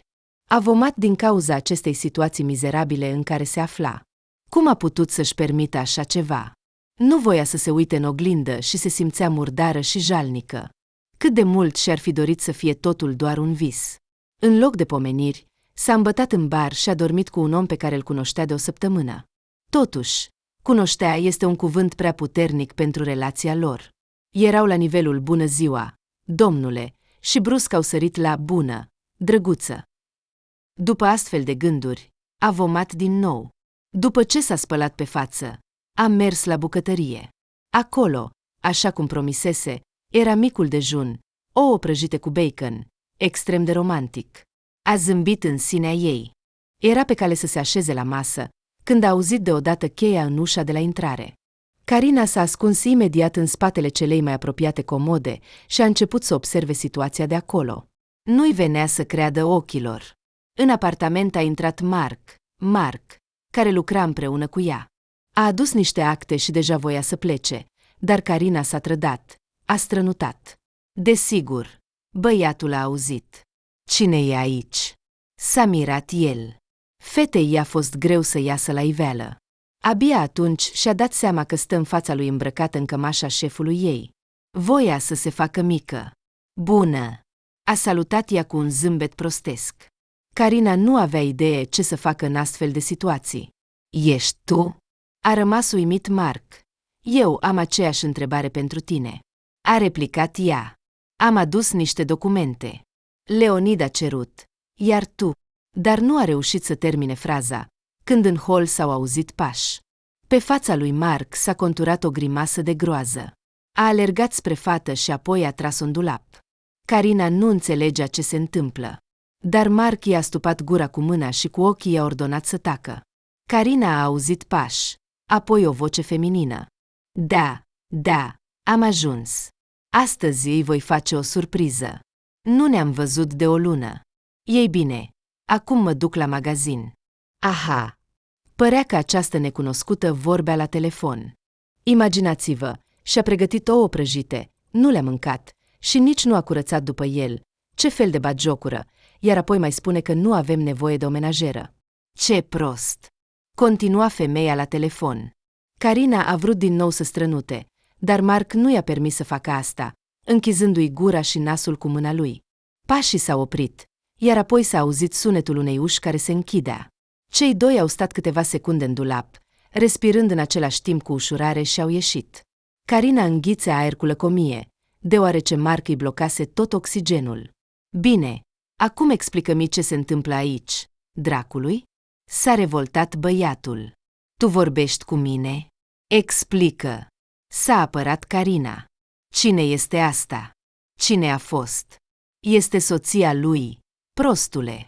A urmat o tăcere de mormânt. Carina părea că este în stare de șoc. Gândurile ei nu se puteau aduna deloc. Cum așa? A întrebat ea, deși înțelegea perfect despre ce era vorba. Mark a răspuns cu o grosolănie teribilă, iar ea s-a făcut roșie până la vârfurile degetelor. Deodată, totul s-a așezat la locul lui. Creierul ei înțelegea subconștient că totul era greșit. Dar Carina cu siguranță nu se aștepta la o astfel de întorsătură. Se simțea rău doar din cauza că aproape că și-a înșelat soțul. A dormit cu un alt bărbat în ziua înmormântării lui, iar acum s-a dovedit că acel bărbat era căsătorit. A devenit amanta unui bărbat căsătorit. Aceste cuvinte au sunat în capul ei ca un tunet în cer senin. A căzut la pământ. Mark s-a repezit spre ea. Hei, ce ai pățit? S-a îngrijorat el. Am petrecut noaptea cu un bărbat căsătorit, a mărturisit ea cu o voce de zombie. Mark a râs încet. Pentru el, această revelație nu a fost un șoc, dar înțelegea că acum trebuie să o susțină pe această nenorocită, deși nu era nici măcar prietena lui. Ei, ai petrecut și ai petrecut. Cu cine nu se întâmplă? Nimeni nu va afla despre asta, a spus el, tragând-o de mânecă. Hai să plecăm de aici, până nu e prea târziu. Mă urăsc, continua să murmure Carina, uitându-se în gol. S-a uitat la Margo și a spus, du-mă acasă, te rog. Nu am mașină, dar te voi duce, a asigurat-o el. Băiatul a ridicat-o pe săraca Carina de pe podea. Ea se simțea ca o păpușă de cârpă care se destramă.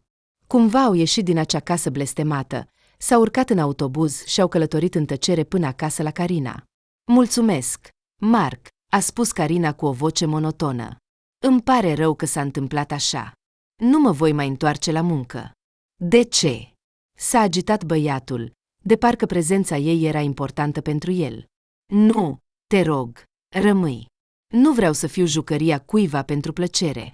A aruncat încă o dată o privire plină de dorință către Mark și a intrat în bloc. Unde ai fost toată noaptea?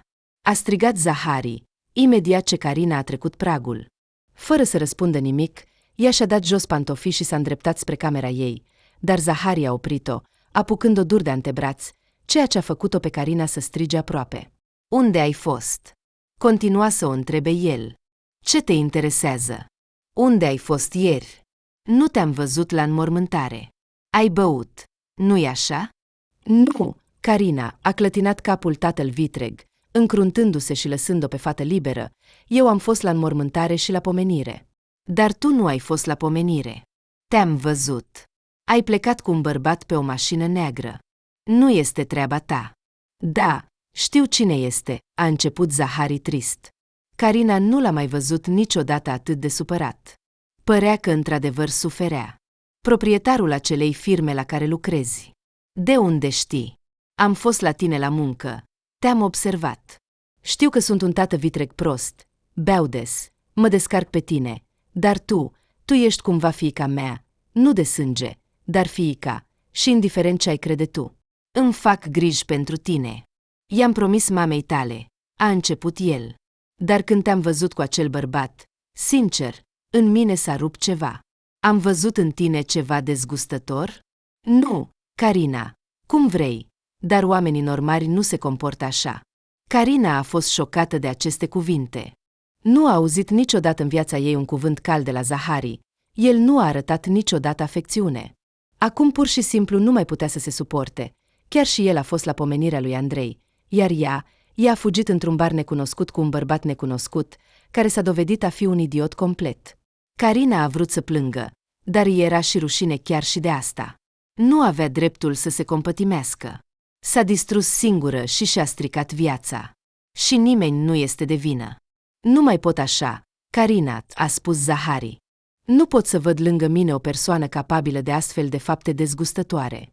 Vreau să pleci de aici. Mâine. Fata a realizat brusc această propunere teribilă. A înțeles că acum stătea pe marginea prăpastiei și parcă instinctul de autoconservare a început să funcționeze. A căzut în genunchi și a început să-l implore pe Zahari să o lase. Te rog, voi face totul, voi găti, voi curăța, doar nu mă alunga, te implor. Dar tatăl vitreg nici măcar nu a vrut să asculte vorbele ei umilitoare. Starea lui s-a schimbat brusc. A împins-o brutal pe Carina, ceea ce a făcut-o să cadă pe podea și s-a îndreptat cu pași rapizi spre camera lui. Mâine! A strigat el în urmă, trântind ușa. A doua zi, nefericita Carina s-a trezit cu gândul că totul este pierdut. Iată că a venit sfârșitul ei. Se simțea de parcă ar fi căzut pe fundul mării. Zahari nu mai era în apartament, dar de la el pe masă zăcea o notă, în care într-un singur cuvânt era exprimată toată esența zilei de azi. Carina nu știa ce să facă. Nu avea pe nimeni care să o ajute, să-i ofere un adăpost. Nu voia să-l sune pe Marc, îi era prea rușine să-și recunoască înfrângerea. Pierduse cu siguranță această viață. Stând în astfel de gânduri grele, a stat până la prânz, când, deodată, i-a venit o idee. Carina a sunat la sonerie timp de 10 minute. Dar oare nu este Nina Ivanovna acasă astăzi? Aceasta era singura ei șansă. Carina nu voia să trăiască pe o gară. Carina, a răspuns în cele din urmă o voce surprinsă a vecinei de la etaj. Ce ai pățit de ești așa zbârlită? Nina Ivanovna, te rog, ajută-mă, a implorat Carina. Iar problema era că, zilele trecute, Nina Ivanovna a menționat că o femeie a scos la vânzare o casă la țară. Ei bine, nu era o casă, ci o ruină de lemn, dar totuși nu se prăbușise încă, și dacă ar fi fost adusă într-o stare decentă. Dar cu o săptămână în urmă, Carina nu s-ar fi gândit că o va interesa această ofertă. Nu avea de gând să schimbe orașul pe o cocioabă, dar viața este întotdeauna o chestie interesantă, îi place să facă glume. Așa că Carina a fost nevoită să accepte această ofertă. Nu avea altă ieșire. Carina a scos toți banii mamei din bancă și a cumpărat această casă blestemată. Prețul a fost foarte mic, dar nici banii ei nu erau mulți. A luat cu ea pisica, câteva lucruri. Când Carina a plecat, a scris o notă: te urăsc. Am plecat. Îți doresc tot binele. Sperase că Zahari o va citi, nu o va arunca în coșul de gunoi. Nu mai voia să aibă de-a face cu acest om. Practic, el o aruncase pe stradă din propria lui casă.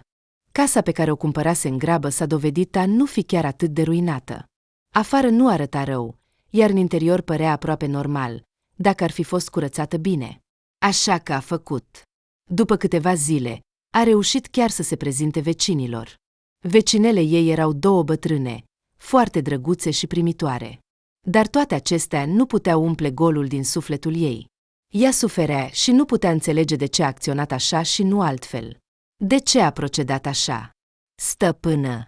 Striga bătrâna de pe parcela vecină. Carina a ieșit abia după 5 minute. Dormea toată ziua după curățenia imensă și nu se putea forța să se ridice din pat. Bună! S-a întâmplat ceva? A întrebat Carina. În fața ei stătea o bătrână, o adevărată bunică obișnuită din sat, care avea o grădină și o legumărie și, poate, chiar o vacă. Da, doar așa, nimic. Ai venit aici de curând, fetiță? A întrebat bătrâna. Da, dar nu ai văzut băiatul. Ce băiat? S-a mirat Carina. Cel care a locuit înainte în această casă. A locuit în casă, nu înțelegea Carina. Și ce s-a întâmplat cu el? Mama lui era foarte bolnavă, a spus bătrâna în mod confidențial, bea mult, iar de băiatul ei nu avea grijă. Eu aveam grijă de el, îl îngrijeam, iar ea a vândut casa. Unde să-l găsim acum pe acest băiat? Îmi pare rău, nu știu deloc foștii proprietari ai acestei case. Îmi pare rău că băiatul a dispărut, dar din păcate nu pot ajuta cu nimic. Toate cele bune. Carina nu a continuat dialogul și a intrat în casă. Se simțea rău, iar ea a fost trezită de o chestiune neimportantă. Nu mai deschidea nimănui. Deja de 3 zile aproape că nu ieșea din cameră. Se simțea foarte rău. Nu putea să-și scoată din cap faptele sale, pierderile sale, iar Marc l-a lăsat pe sărmanul Marc singur la muncă, dar acestea erau doar floricele.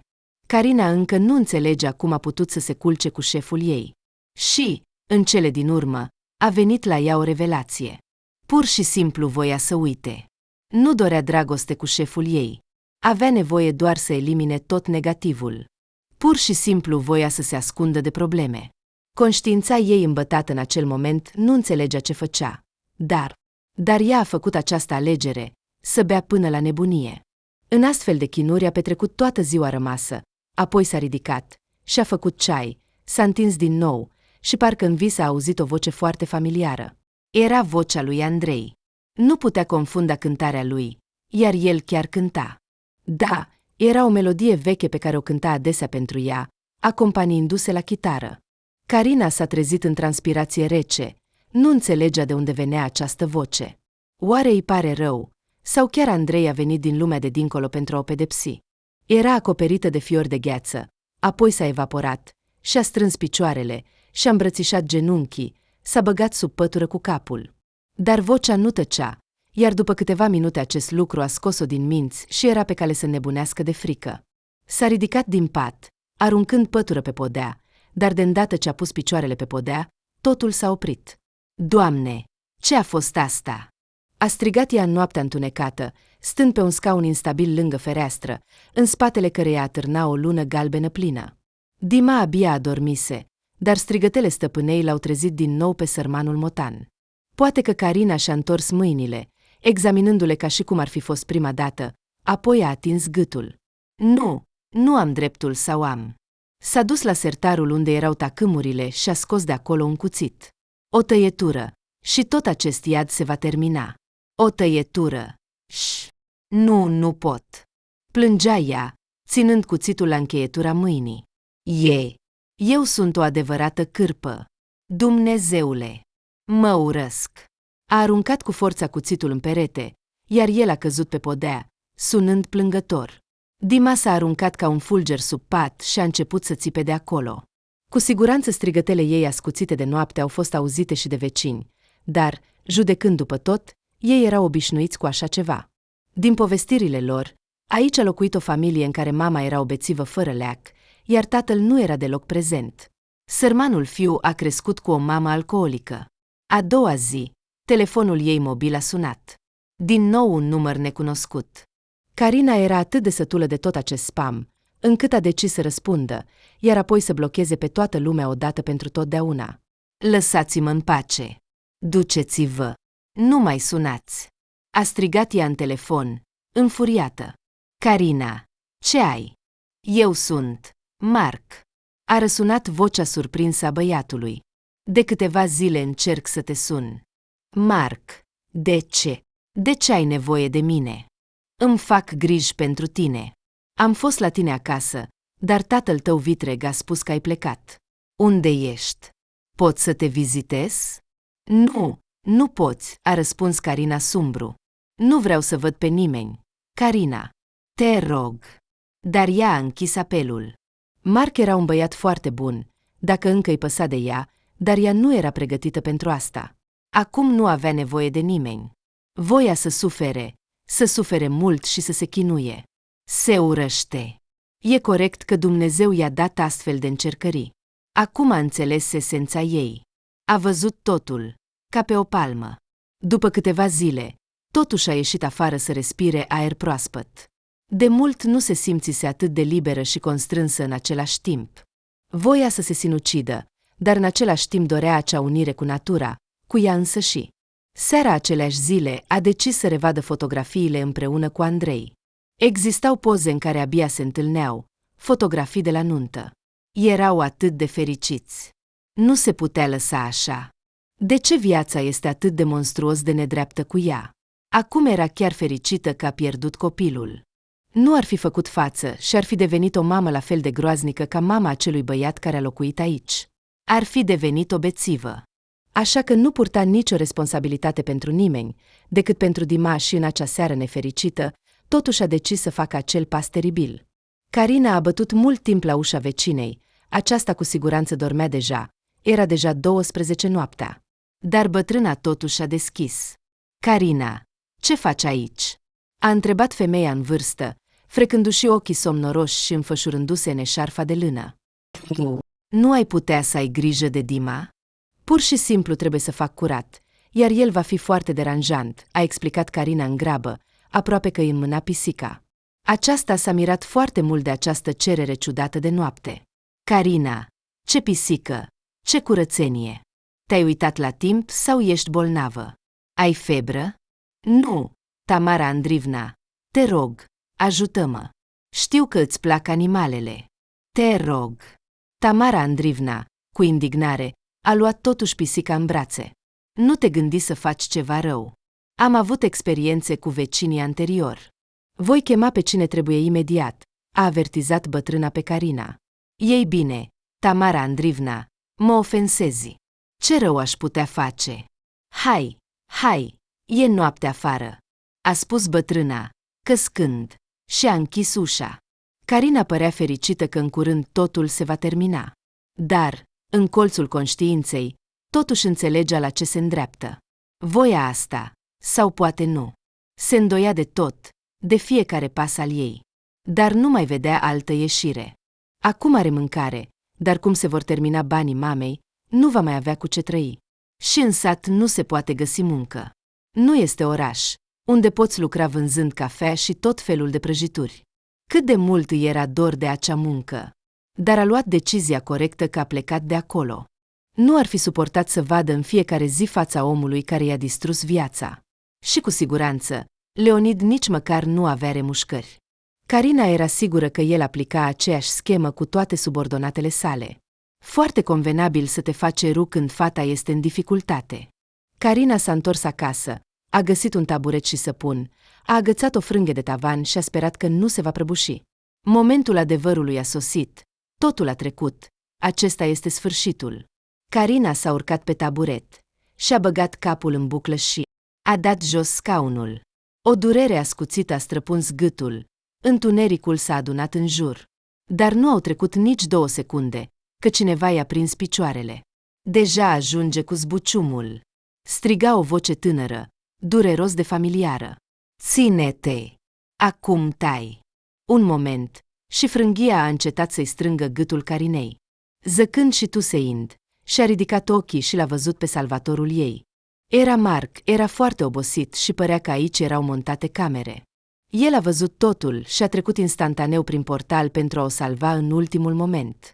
Cum ești? A scos ea cu greu, abia respirând, tăcere. I-a ordonat să respire.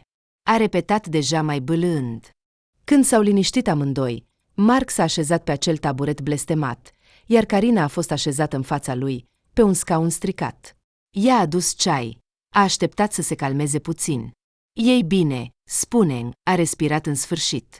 Ce să spun? Știi ce? Te ascult. Carina era groaznic de rușinată.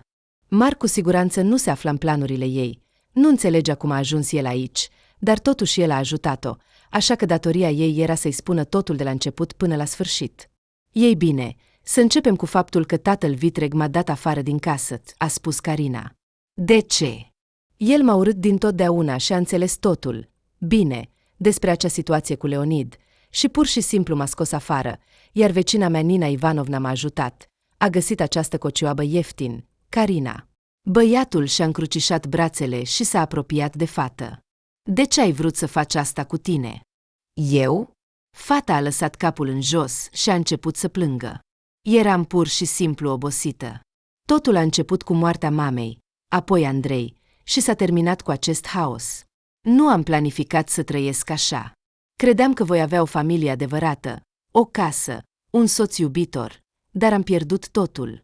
Nu mai putea vorbi, s-a apropiat de Marc și a început să plângă cu lacrimi de crocodil.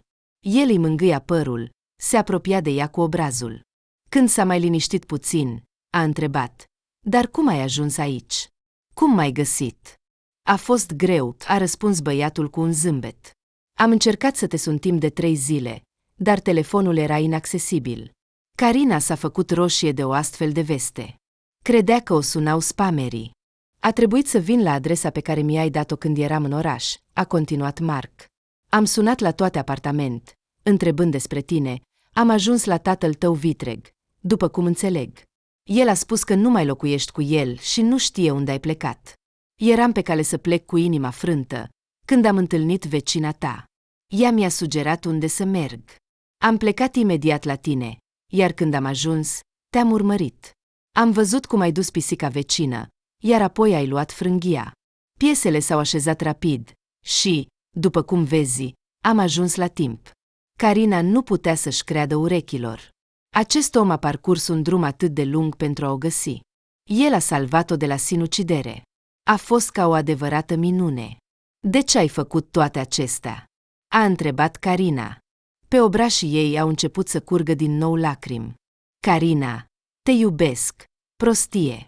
A mărturisit Marc. Am realizat asta când am plecat mai devreme de la schimb și te-am lăsat singură. M-am simțit atât de gol în suflet. Nu te-am văzut atât de mult timp, iar când am aflat despre Leonid, Marc, nu mă întrerupe. L-am bătut. Ce? A strigat Carina de surprindere.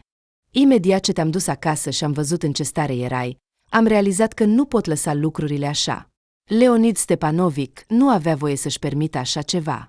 A profitat de tine când erai beată, iar imediat ce ai plecat, am venit în biroul lui și l-am bătut. Securitate? Te-au lăsat atât de ușor în biroul lui? Deși lucrez pentru el de puțin timp, l-am ajutat adesea. Crezi că de unde a aflat unde îți îngrot soțul? Da, eu am aflat totul. Sincer, ar fi trebuit să termin facultatea de spionaj.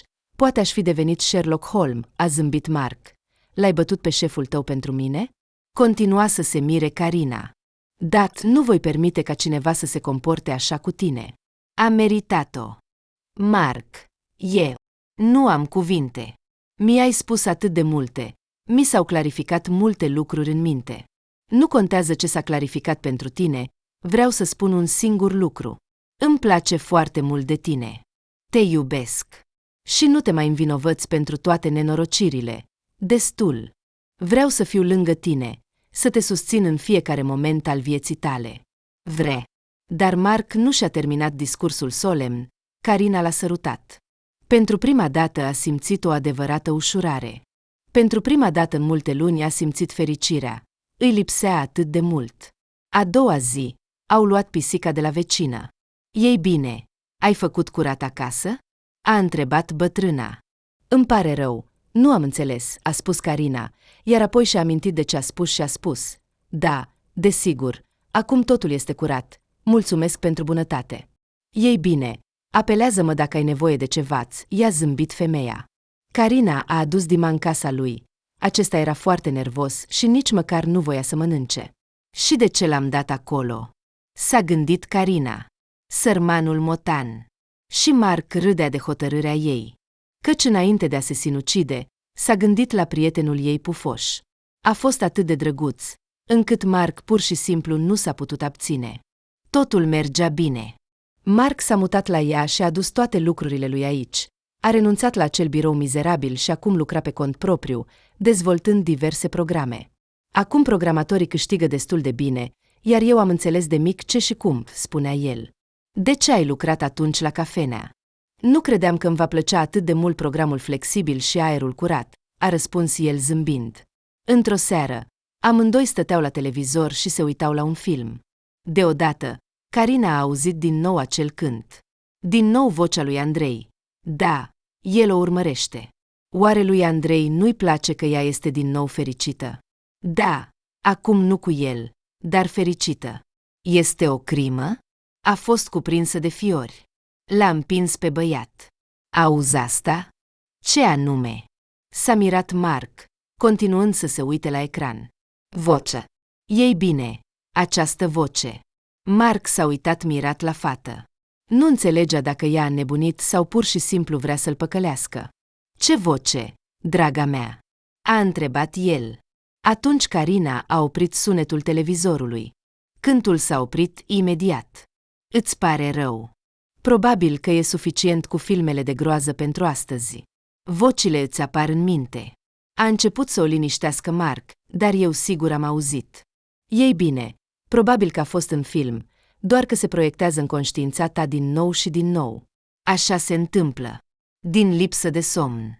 Nu, Mark, dar eu aud clar. Iată din nou. Doar foarte încet. Băiatul nu a mai ascultat-o. A așezat-o în pat și i-a adus un decoct calmant de mușețel. Carina nu a putut adormi mult timp, dar totuși somnul a învins-o. A doua zi, au făcut totul ca de obicei. Mark stătea la computer și lucra. Carina se ocupa de treburile casei. Cred că astăzi voi curăța podul, a spus ea despre planurile ei. Curăță, a răspuns Mark gânditor. Acum nu era momentul pentru asta. Carina nu s-a supărat pe el. Datorită lui Mark, ei aveau bani, iar ea trebuia, de asemenea, să aducă un folos, așa că a decis să se ocupe de gospodărie. Cu atât mai mult cu cât casa era veche, trebuia să o renoveze, treptat totul trebuia desfăcut și pus în ordine. Carina s-a urcat pe pod. De îndată ce a deschis ușa, o praf teribil a zburat în ochii ei. A strănutat de câteva ori și a fost pe punctul de a muri de dezgust. Dar, înarmată cu o cârpă și toate obiectele necesare, a început totuși să desfacă acea cameră. Cine știe, poate tocmai acolo va citi cărți, privind cum picăturile de ploaie se rostogolesc pe fereastră. Aici era plin de mobilă veche, chiar și un televizor, care cândva a fost lăsat să stea în priză, tot felul de hârtii, mizerii, gunoaie. În general, totul era ca la oamenii obișnuiți. La cei care locuiesc în oraș, balconul este adesea la fel de aglomerat, dar aici podul era plin de gunoaie. Oamenii, prin natura lor, sunt sentimentali, le este milă să arunce lucruri vechi, așa că le păstrează timp de 1000 de ani pe podurile lor. S-a uitat pe fereastră. De aici se deschidea o priveliște minunată asupra pădurii, pur și simplu încântătoare. Dacă această casă ar fi fost restaurată, cu siguranță ar fi fost vândută la un preț mult mai mare. A început să șteargă praful și, deodată, a dat peste casete vechi. Aproape automat a pus una dintre ele magnetofon, a apăsat pe buton, iar uimirea ei a fost mare când a auzit din nou vocea soțului ei decedat.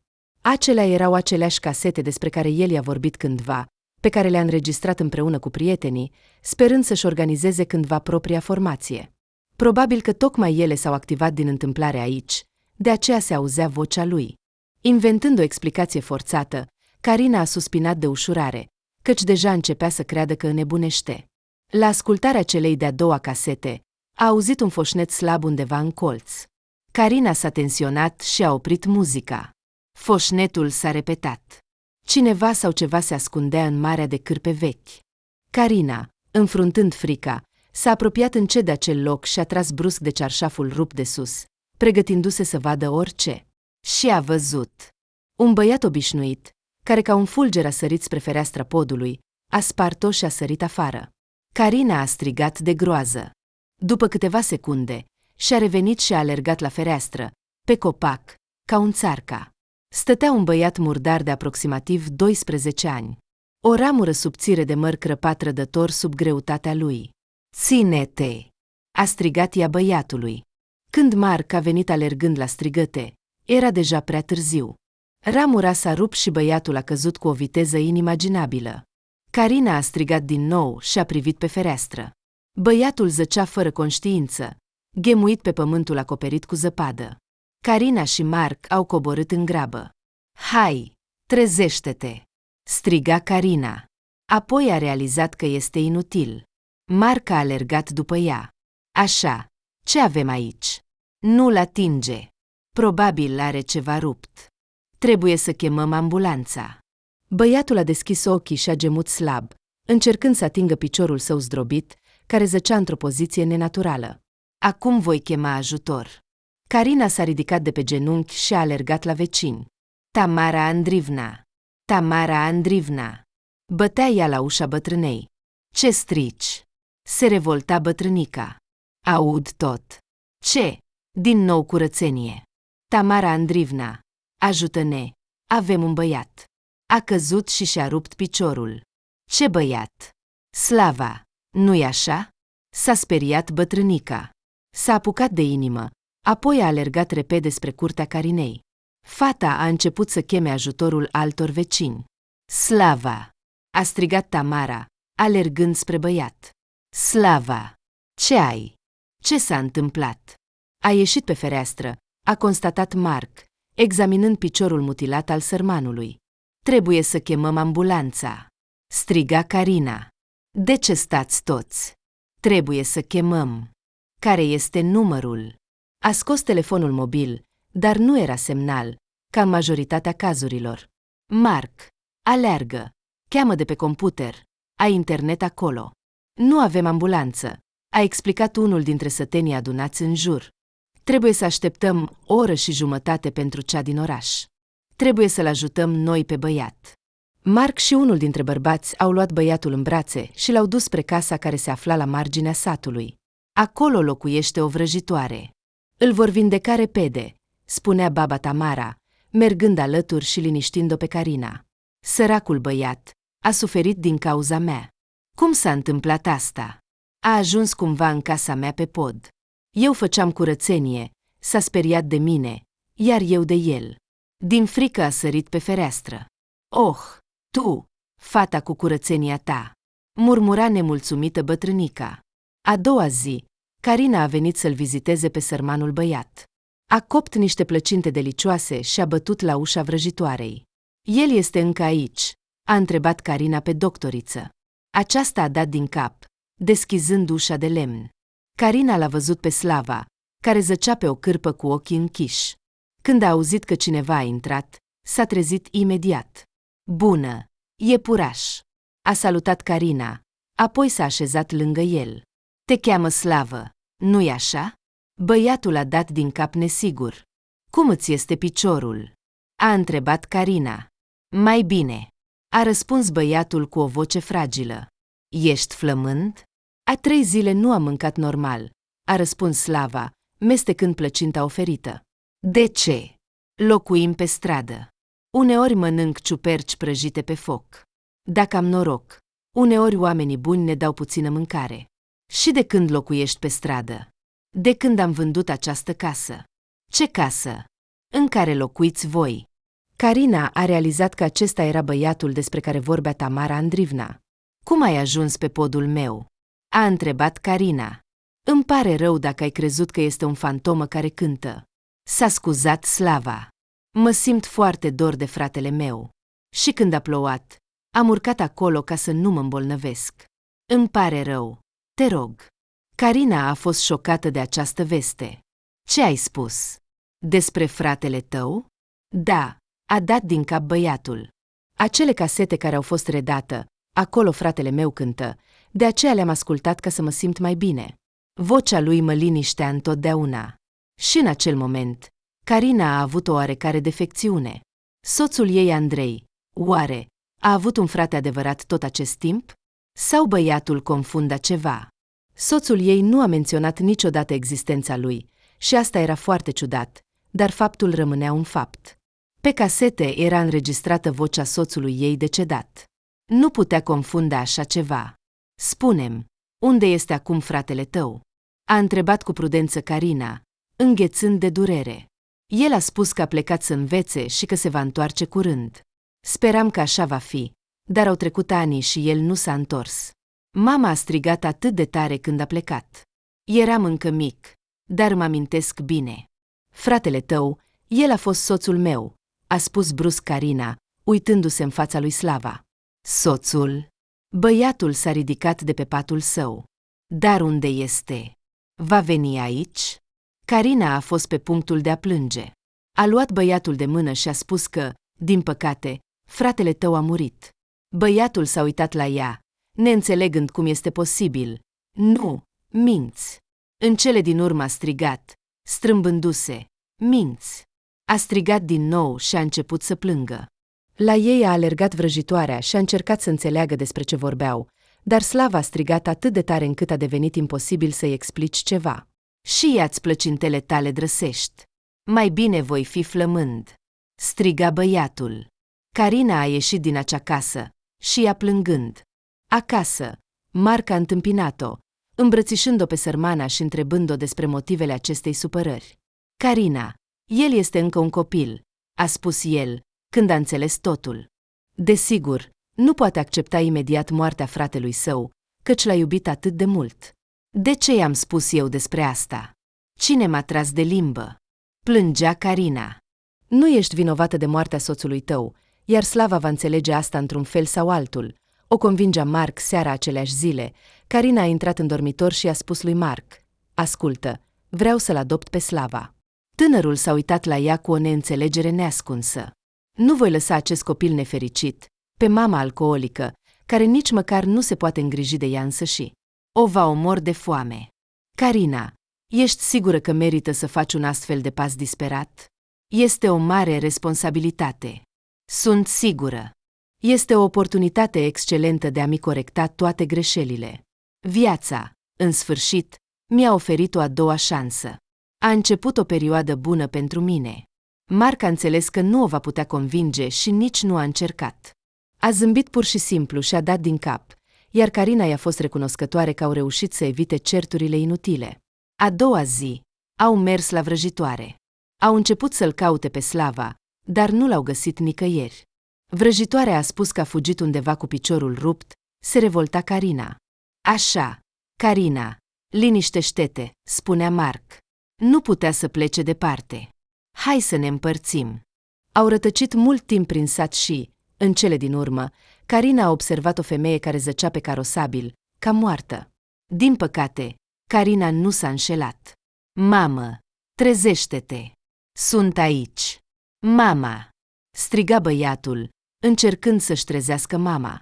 Carina nu putea privi asta fără lacrimi. S-a apropiat de sărman, l-a luat de mână și a început să-l convingă să vină cu ea. Se ferea, se zbătea, dădea din picioare și înjura, dar ea a suportat, pentru că știa că acum face totul corect. Prin durere și lacrimi, l-a condus pe Slava prin tot satul, iar în urma lor au început să se adune oameni atrași de această scenă neobișnuită. Nu ești mama mea, se plângea adolescentul, când Carina i-a oferit supă și salată de legume. Aceste comentarii nu o deranjau deloc. Înțelegea că pentru ca Slava să o accepte, va fi nevoie de timp, mult timp. Și avea dreptate. După o lună, băiatul s-a obișnuit deja cu compania lor, dar totuși îi numea pe nume. După 3 luni, a început să le povestească întreaga sa poveste simplă. Astfel, Carina a aflat că soțul ei a fugit de acasă la vârsta fratelui său mai mic. Mama lor era una, iar tații diferiți. Totuși, niciunul dintre ei nu și-a cunoscut tatăl, iar după încă 6 luni, cuplul a decis să se căsătorească, iar totul s-a schimbat imediat. Slava a început să o numească pe Carina mamă, dar față de Marc încă se comporta cu prudență. Dar când tatăl l-a dus în oraș la parcurile de distracții, care au avut un impact de neuitat asupra băiatului, Slava a început să-i considere părinți. În curând, Carina a reușit să termine cursurile pentru specialitatea care o interesa și a găsit un loc de muncă în domeniul publicității. Marc a continuat să lucreze ca programator. Deja aveau posibilitatea să locuiască în oraș, dar dintr-un motiv oarecare nu mai voiau asta. Marc respira mai ușor aici, iar Slava a făcut prieteni adevărați, iar pentru Carina această casă era o amintire a primei ei iubiri. Andrei, oricum ai da-o, va rămâne pentru totdeauna în inima ei. Și iată, mulți ani mai târziu, Carina stătea deja pe podul ei adorat, pe care acum cu mândrie îl numea bibliotecă, privind pe fereastră. Afară ploua torențial, lângă ea stătea vechiul ei prieten Dima, iar în fața ei oamenii ei dragi Slava, care cu o lună în urmă a împlinit 18 ani, și Marc, care încă o privea pe soția sa ca pe o minune. Carina era fericită și recunoscătoare lui că în acea zi fatidică nu i-a permis să comită un act teribil și că nu s-a lipsit de viață. Căci atunci nu ar fi văzut cât de frumoasă poate fi viața, dacă nu te dai bătut. A învățat să trăiască mai departe. Carina nu mai amintea trecutul ei cu durere. Acum totul era doar o mare amintire tristă. Totuși, în unele privințe chiar și bună, iar în altele deja amuzantă. Speră doar că fiul ei adoptiv nu va repeta niciodată astfel de greșeli, dar cine știe? Căci pe greșelile altora, cum se știe, nu poți învăța, oricât de evidente ar fi. Viața fiecăruia dintre noi ne învață individual. Ca cel mai bun profesor și doar de noi depinde cât de bine vom învăța lecțiile sale dificile.